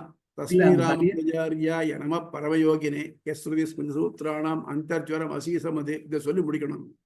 ஆமா, இப்ப வந்து அவங்க வந்து அந்த நம்ம தனியனை வந்து கேட்டிருக்காங்க. அது இப்ப அடியன் சாட்ல வந்து அனுப்புறேன். யாரெல்லாம் வந்து பிராக்டிஸ் பண்ணணுமோ அதை பார்த்தா வந்து அவங்களுக்கு வந்து பண்ணட்டும். அதான் திருப்பி இன்னைக்கு சொன்ன மாதிரி நாளைக்கு கிளாஸ் ஆரம்பிக்கிடுச்சே 2 தடவை சொல்லிவிட்டு அப்புறம் ஆரம்பிக்கலாம். ஆமா, சாட்ல பாருங்க. ஆமா, சாட்ல பாருங்க. இப்ப அமைச்சிருக்கேன், தனியன் அமைச்சிருக்கேன் சுவாமி. இப்ப சாட்ல அமைச்சிருக்கேன் சுவாமி. மத்தவாளுக்கெல்லாம் என்ன சொல்றேன் அப்படின்னா, நீங்க அந்த சாட்ல பாருங்க, அந்த தனியன் அமைச்சிருக்கேன். அதை வந்து நீங்க நோட்ல எழுதி வச்சுட்டு பிராக்டிஸ் பண்ணுங்க. சுவாமி சொல்றச்சு அப்பவே கூடவே வந்து பார்த்து சொல்லிட்டே வந்தேன்னா உங்களுக்கு ஈஸியா இருக்கும். அப்ப முன்னாலேயே அந்த அம்மா சொன்னாங்களே, உமா ரமேஷ் சொன்னாங்களே, நான் எழுதினது அனுப்பிச்சேன், அது எல்லாருக்கும் அனுப்பிச்சிருக்கேன்னு சொன்னாங்க. எல்லாருக்கும் இருக்கு வாட்ஸ்அப்ல எல்லாருக்குமே. இப்போ இப்ப ராஜகோபாலன் சாரும் இது பண்ணிட்டாரு, எல்லாருக்கும் அனுப்பியிருக்காரு. எல்லாருக்கும் சொன்னாங்க. சரி, நன்றி நன்றி, சந்தோஷம். அது எழுத்து புரியணும், அதான் வேடிக்கை இல்ல பெரியது. புரியணும் எழுத்து புரியணும், அப்புறம் தான் அர்த்தம் புரிய போறது. ஓகே சரி. உமா மாமி க்ஷமிக்கணும், அடியன் கவனிக்கல வாட்ஸ்அப், சோ அதனால இங்க சாட்ல போஸ்ட் பண்ணினேன். ஆழ்வார் எம்பெருமான ஜீயர் திருவடிகளே சரணம். தன்யோஸ்மின். Thank you all. Thank you.